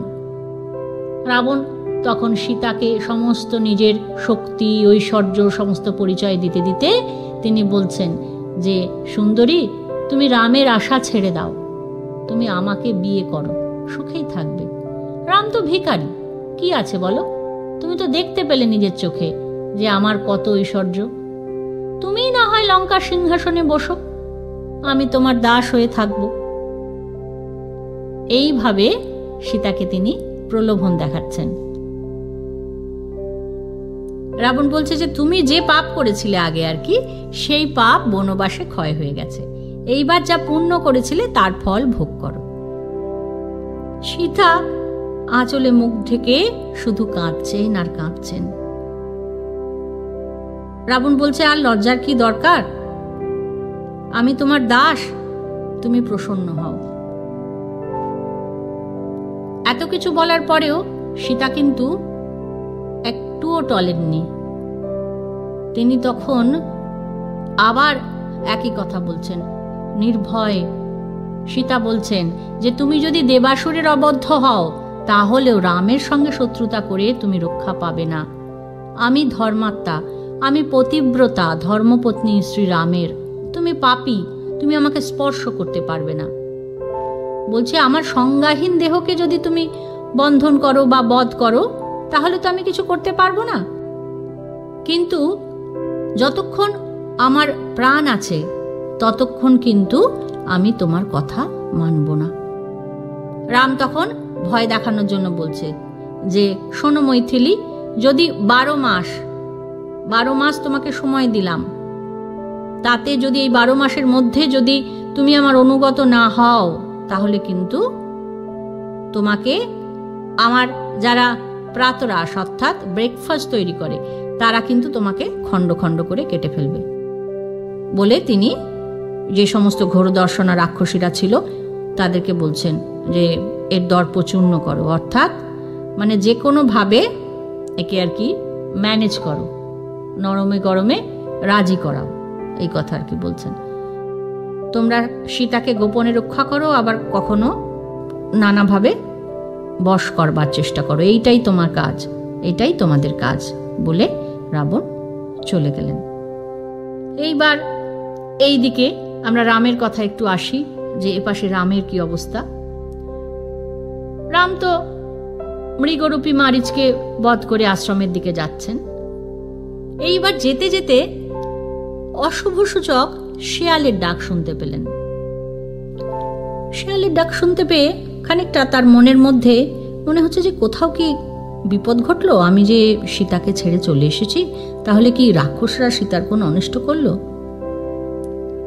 তবে আবার ভাবছেন যে এই যে মারীচ আমার গলার স্বর অনুকরণ করেছিল, তাহলে বোধহয় মানে বুঝতে পারছেন যে এইগুলো যা যা হয়েছে সেগুলো কিন্তু সবটাই কিছু একটা খারাপের জন্য হয়েছে, বুঝতে পারছেন। বলছেন যে লক্ষণ হয়তো সীতাকে ছেড়ে চলে গেছে, আর রাক্ষসদের সঙ্গে তো আমার একটা শত্রুতা তৈরি হয়েছে, বুঝতে পারছি না সীতা নিরাপদে আছে কিনা। তারপরেই হঠাৎ রাম দেখতে পেলেন যে বিষণ্ণ হয়ে লক্ষণ আসছে। তখন লক্ষণকে দেখে রাম হাতে ধরে একটু যেন মিষ্টি গলায় বকলেন, বললেন, লক্ষণ, তুমি এই সমস্ত রাক্ষস চারিদিকে ভর্তি এমন একটা বিজন বন, সেখানে সীতাকে একলা ফেলে রেখে চলে এলে। দেখো আমার বাঁ চোখ নাচছে, আমরা বলি না বাঁ চোখ নাচছে, রামও লক্ষণকে বলছে যে দেখো আমার বাঁ চোখ নাচছে, নিশ্চয়ই সীতা নেই, সীতা অপহরণ হয়েছে বা মারা গেছে বা রাস্তা রাস্তায় ঘুরছে রাক্ষসের ভয়ে। আমার প্রাণপেক্ষা প্রিয়তরা, কত সুন্দর বিশেষণ। বলছেন বৈদেহী কি জীবিত আছেন? আমার বনবাস কি মিথ্যা হবে লক্ষণ? আমি কি আশ্রমে গেলে আর সীতাকে দেখতে পাবো না? রামচন্দ্র বুঝতেই পারছেন যে সীতা কোনো একটা অসুবিধার মধ্যে পড়েছেন, সীতার কিছু একটা হয়েছে, কারণ লক্ষণ ছেড়ে দিয়ে চলে এসছে তো, বুঝতে পারছে। বলছে, বলো লক্ষণ, সীতা বেঁচে আছে তো? তোমার অসাবধানতার ফলে রাক্ষসরা কি সেই দুঃখিনীকে খেয়ে ফেলেছে? লক্ষণ তখন বলছেন যে দাদা, আমি স্বেচ্ছায় আসিনি, আপনার ওই আর্তস্বর শুনে ভয় পেয়ে সীতা কান্নাকাটি করে আমাকে বললেন শীঘ্র যাও। আমি বারবার তাকে আশ্বাস দিয়ে বললাম যে রামের কোনো ভয়ের কারণ হতে পারে না, এমন রাক্ষস নেই রামকে কিছু করতে পারে, তিনি ত্রিলোকজয়ী। বৈদেহী মোহগ্রস্ত হয়ে পড়লেন, আমাকে দারুণ সব অভিশাপ বাক্য বললেন, বললেন তুমি দুষ্ট অভিপ্রায়, মানে যা যা বলেছে সব বলে দিল আর কি। লক্ষণ বললেন, সীতা আমাকে বলেছেন যে আমি নাকি প্রচ্ছন্ন শত্রু, তাই জন্য রামের আর্তরব শুনে যাচ্ছি না। সীতার এই কথায় আমার অত্যন্ত ক্রোধ হয়েছে দাদা, তাই আমি আশ্রম থেকে চলে এসেছি। রাম খুব দুঃখিত হলেন, বললেন, লক্ষণ, তুমি জানো না যে আমি রাক্ষসদের পরাভূত করতে পারি? সীতার এইসব কথা শুনেও তোমার চলে আসা উচিত হয়নি। ক্রুদ্ধা নারীর পৌরুষ বাক্য শুনে তুমি আমার আদেশ লঙ্ঘন করলে, আমি অসন্তুষ্ট হয়েছি। এইভাবে কথা বলতে বলতে দুই ভাই তাড়াতাড়ি করে আশ্রমে চলে এলেন।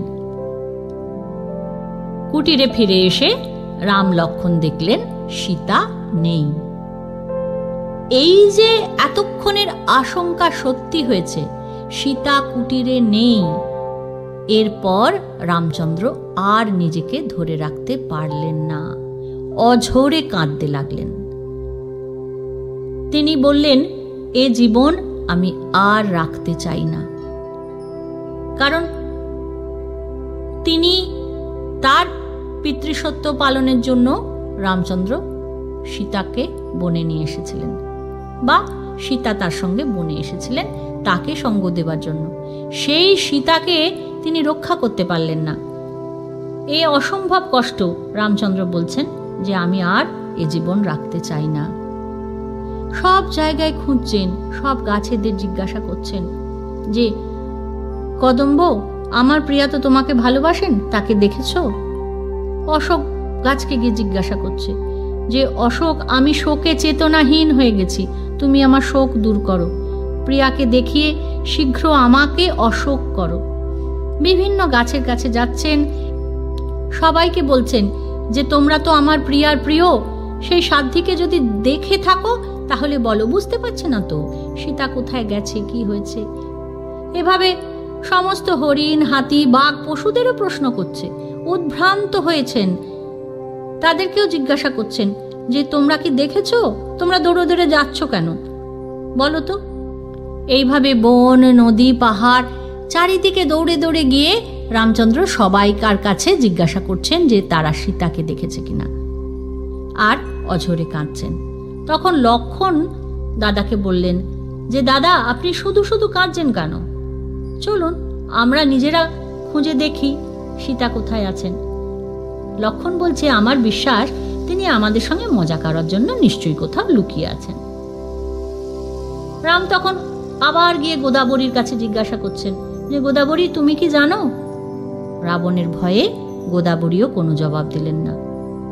আবার রাম কাঁদছেন, কাঁদতে কাঁদতে বলছেন যে আমি মাকে কি বলবো, সীতার বাবাকে কি বলবো, আমি এদেরকে কি উত্তর দেব? আমি যদি বনবাসের পর ফিরে যাই, ফিরে গিয়ে আমি এদেরকে কি উত্তর দেব যে আমি সীতাকে রক্ষা করতে পারিনি? সীতার বাবাকে বলবো যে আমি তার মেয়েকে রক্ষা করতে পারিনি? হরিণরা রামের প্রশ্নে আকাশের দিকে তাকাতে লাগলেন। রাবণ যে পথে সীতাকে নিয়ে গেছে তারাও সেই পথে চলতে লাগলেন, আর রাম লক্ষ্মণ তখন সেই পথ ধরে চলতে লাগলেন। সেই পথে খানিকটা গিয়ে রাম বলছেন, এ কি লক্ষ্মণ, দেখো দেখো, সীতার পায়ের ছাপ দেখতে পেলেন। বলছেন, দেখো সীতার পদচিহ্ন। তখন বলছেন, দেখতে পেলেন ফুল, কিছু ফুল মাটিতে পড়ে আছে। বলছে, দেখো এই ফুল তো আমি বৈদেহীকে দিয়েছিলাম, এগুলো তো তিনি মাথায় পড়েছিলেন। এইবার রামচন্দ্র বুঝতে পারলেন যে এই পথেই কোথাও একটা তিনি হারিয়েছেন। এইবার পাহাড়কে বলছেন, পর্বতপতি, তুমি এক সর্বাঙ্গ সুন্দর রমণীকে এই বনে দেখেছ নিশ্চয়ই, তুমি বলো তিনি কোথায় আছেন, না হলে কিন্তু আমি তোমাকে ধ্বংস করব। আর এই যে নদী, এই নদীও যদি সীতার সংবাদ না বলে তাহলে কিন্তু আমি একে শুকিয়ে ফেলব।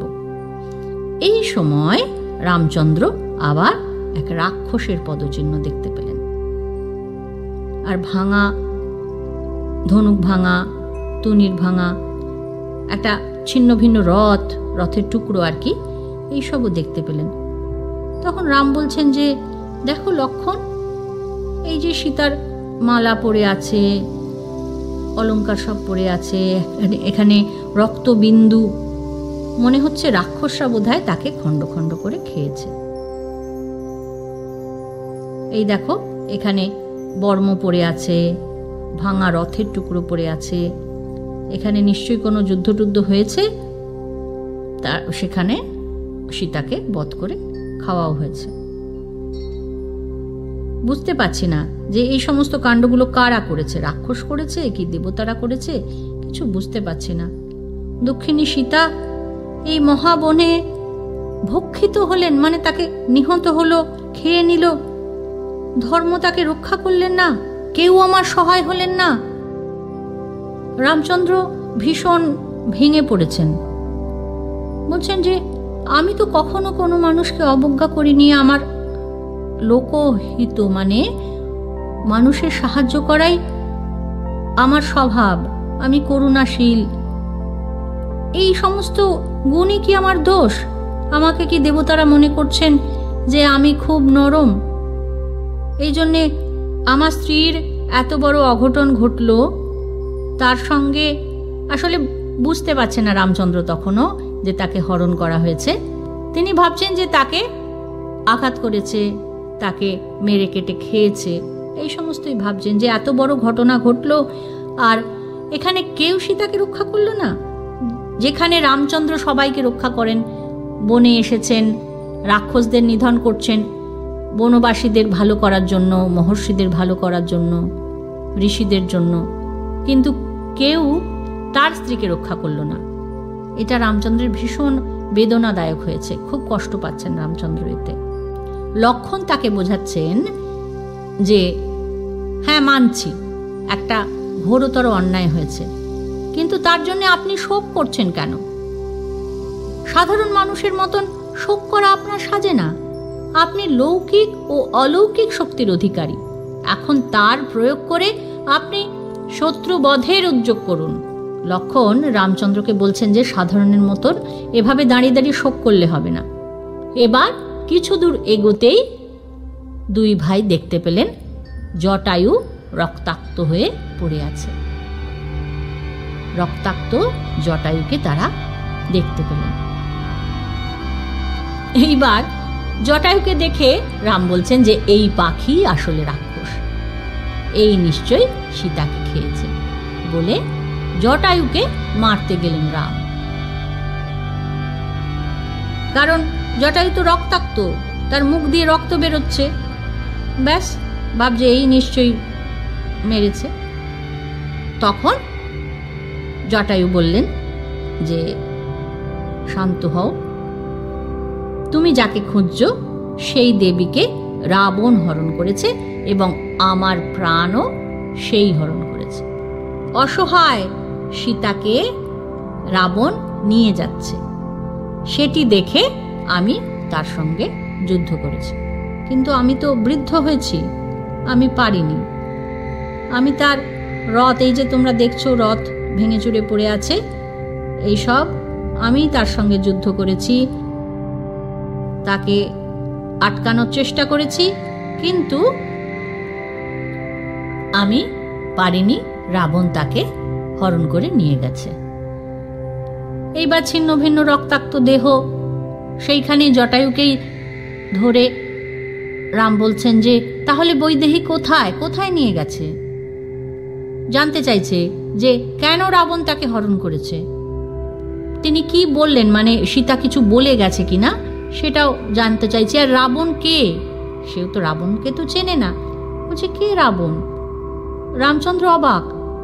রাবণ কে, কোথায় থাকে, কেমন দেখতে, কিচ্ছু জানে না।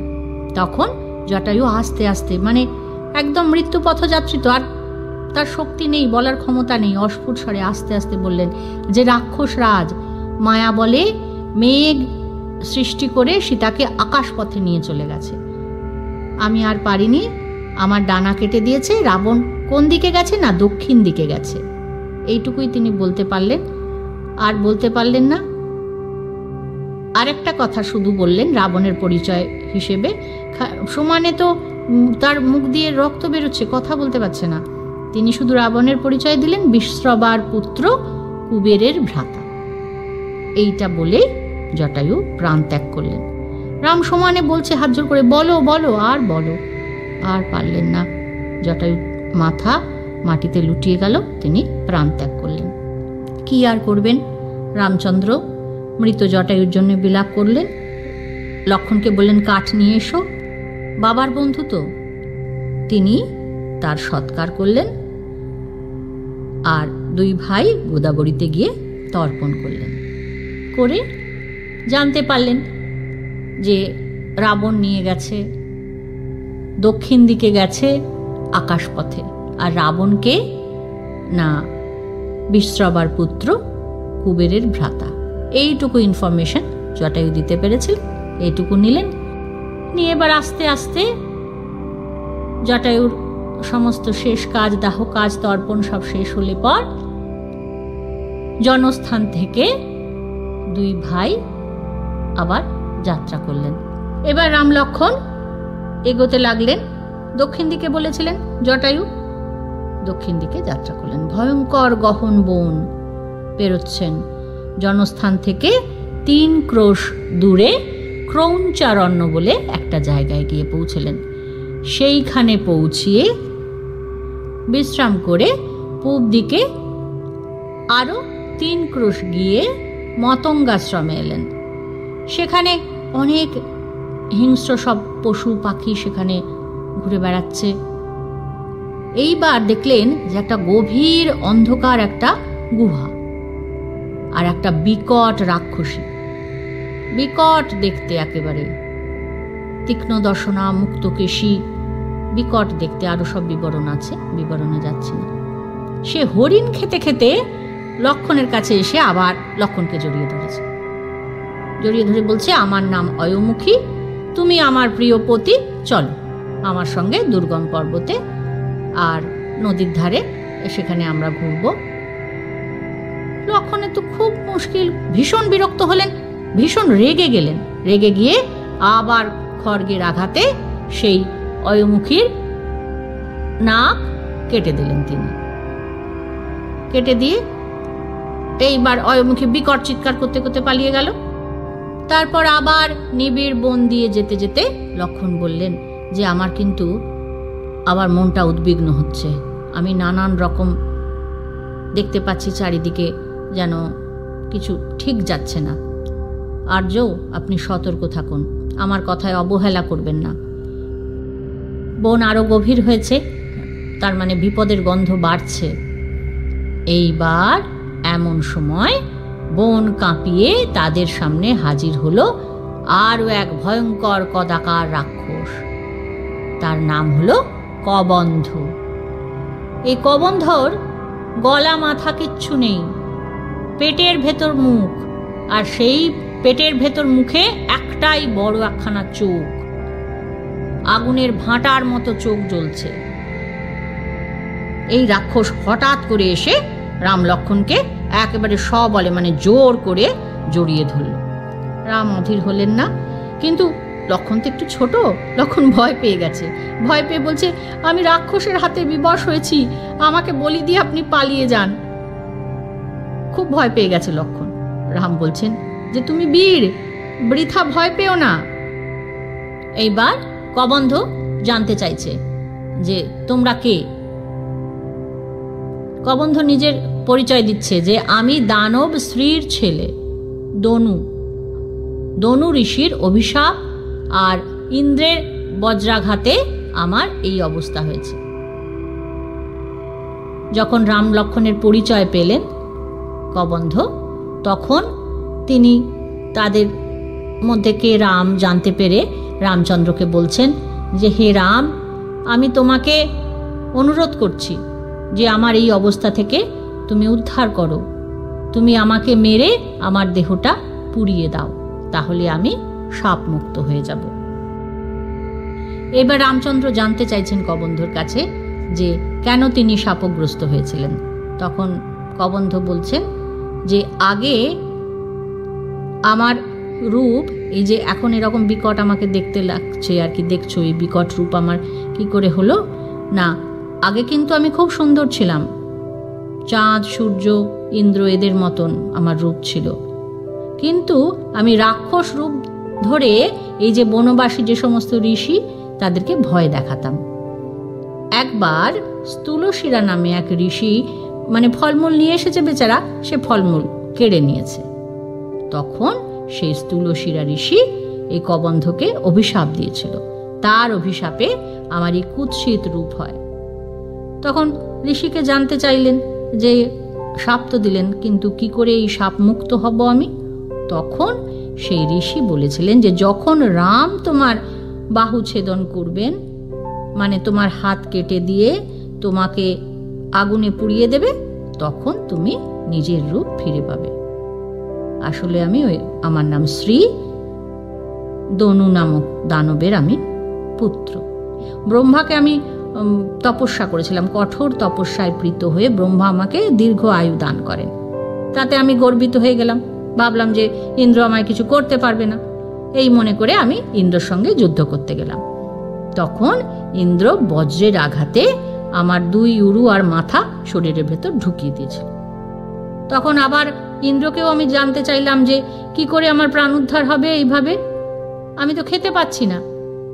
তখন ইন্দ্র আমাকে এরকম যোজন প্রমাণ, মানে 1 যোজন মতো বড় বড় 2টো হাত দিলেন, আর ওই পেটে উদরে তীক্ষ্ণ দন্ত মুখ, মানে পেটের মধ্যে একখানা বড় মুখ দিয়ে দিলেন, মানে বিকট একটা প্যাটার্ন হয়ে গেল তাহলে ওর।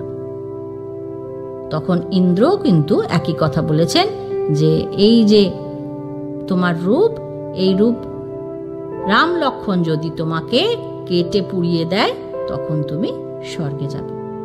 সেই থেকে আমি এই বনে বিচরণ করি, মানে এই বনেই থাকি, আর এই বড় বড় দীর্ঘ বাহু দিয়ে, বড় বড় হাত দিয়ে আমি বাঘসিংহ ধরি আর খাই।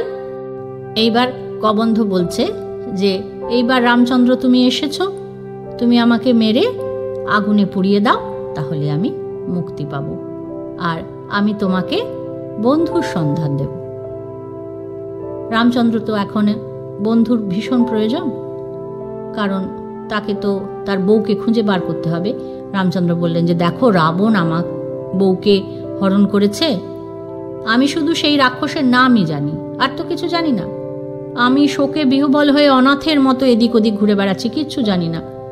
তুমি করুণা করে বলো যে সেই ব্যক্তি সীতাকে কোথায় নিয়ে গেছে। অর্থাৎ ইনফরমেশন জানতে চাইছে যে আমি যে তোমার এত উপকার করব, তোমাকে মুক্তি দেব, তুমি আমাকে কিছু দাও, ইনফো দাও, বলো যে রাবণ কে কোথায় নিয়ে গেছে, সমস্ত বলো। ঠিক আছে, তুমি আমাকে দাও এগুলো, আমি তোমার মুক্তি দেব।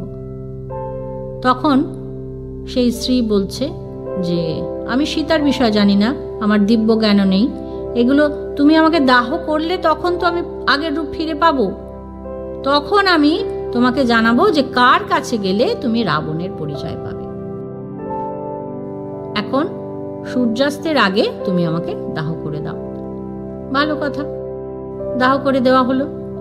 তখন সে চিতা থেকে দনু আবার আগের রূপে গেলেন, গিয়ে তখন তিনি একটা উজ্জ্বল রথে চড়ে অন্তরিক্ষে উঠে বললেন যে রাম, তুমি আর লক্ষ্মণ এই যে বিপদগ্রস্ত হয়েছ, তাতে তোমার ওই রকম দশা যে সমস্ত লোকেদের আছে, মানে ওই রকমই বিপদগ্রস্ত লোক যারা, তাদের সঙ্গেই তোমার মিত্রতা করা উচিত, এছাড়া তো আর অন্য কোনো উপায় দেখছি না।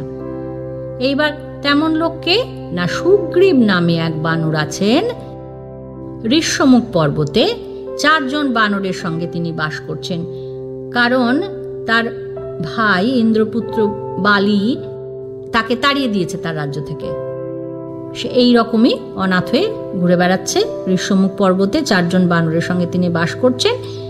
সেই সুগ্রীবের সঙ্গে তুমি মিত্রতা করো, যাও সেইখানে চলে যাও, তুমি অগ্নি সাক্ষী করে সুগ্রীবের সঙ্গে মিত্রতা করো। তিনি বানরের অধিপতি বলে কিন্তু কখনো তাকে অবজ্ঞা করো না, তিনিও সাহায্য প্রার্থী, তিনি তোমার ভার্যার অনুসন্ধানের জন্য তোমাকে সাহায্য করবেন। অর্থাৎ সীতা উদ্ধারের জন্য সুগ্রীব তাদের সাহায্য করবেন, কবন্ধ এটি বললেন। এইবার কবন্ধ যে পথে বলেছেন সেই পথে রাম লক্ষ্মণ সীতার খোঁজ করতে লাগলেন। খোঁজ করতে করতে পম্পা নদীর পশ্চিম তীর দিয়ে তারা এগোতে লাগলেন। পম্পা নদীর পশ্চিম তীরে শবরীর আশ্রমে তারা উপস্থিত হলেন। এই শবরীকে না, শবরী ছিলেন মতঙ্গ ঋষির আশ্রমে মুনিদের পরিচারিকা, মানে তিনি মুনিদের ফাই ফরমাস কাটতেন আর কি। তা মুনিদের কাছ থেকে তিনি একটি আশ্বাস পেয়েছিলেন, মানে বলা যায় যে রামের দর্শন পেলে তিনি দিব্যলোকে যাত্রা করতে পারবেন। এইবার এই আশ্বাস পেয়ে শবরী তো রামের প্রতীক্ষায় দিন গুনতে লাগলেন, কবে রাম আসেন, কবে রাম আসেন। রোজ রামের জন্য বন থেকে শবরী ফুল তুলে রাখতেন, যে যেদিন রামচন্দ্রের দেখা পাবেন সেদিন তিনি তার পায়ে এই ফুল অর্পণ করবেন আর দিব্যলোকে যাত্রা করবেন। এই যে দিন গোনা, অনিশ্চিতের জন্য দিন গোনা, প্রতীক্ষা করা, এই শবরীর এই প্রতীক্ষা একদিন শেষ হলো। কবে? না এই যে রাম লক্ষ্মণ সীতার খোঁজ করতে করতে শবরীর আশ্রমে এসে উপস্থিত হলেন। রামচন্দ্র এসে উপস্থিত হলেন মতঙ্গ মুনির আশ্রমে। রামের চরণে সাষ্টাঙ্গ হলেন শবরী। শবরীর প্রতীক্ষা শেষ হল। সিদ্ধা শবরী রামচন্দ্রের চরণ বন্দনা করলেন। ওই যে রোজ ফুল তুলে রাখতেন, সেই ফুল রামের পায়ে দিলেন। রাম তাকে জিজ্ঞাসা করলেন যে আপনার কোনো অসুবিধে নেই তো, আপনার তপস্যার কোনো ক্ষতি হয়নি তো? এইভাবে কথাবার্তা বললেন। বৃদ্ধা শবরী ভীষণ ভীষণ খুশি হলেন, আপ্লুত বলা যায়। সিদ্ধি লাভ হলো তার। তিনি রামচন্দ্রকে বলছেন যে তোমাকে দেখে আমার তপস্যায় সিদ্ধি লাভ হলো, আজ আমার জন্ম সফল, গুরু সেবা সার্থক, তোমার পুজো করে আমার তপস্যার ফলস্বরূপ স্বর্গ লাভ হবে। রামচন্দ্রকে শবরী বললেন যে রামচন্দ্র, তুমি এই যে বন দেখলে, আমার সব কথাও শুনলে, এইবার এখন আজ্ঞা দাও আমি দেহত্যাগ করি।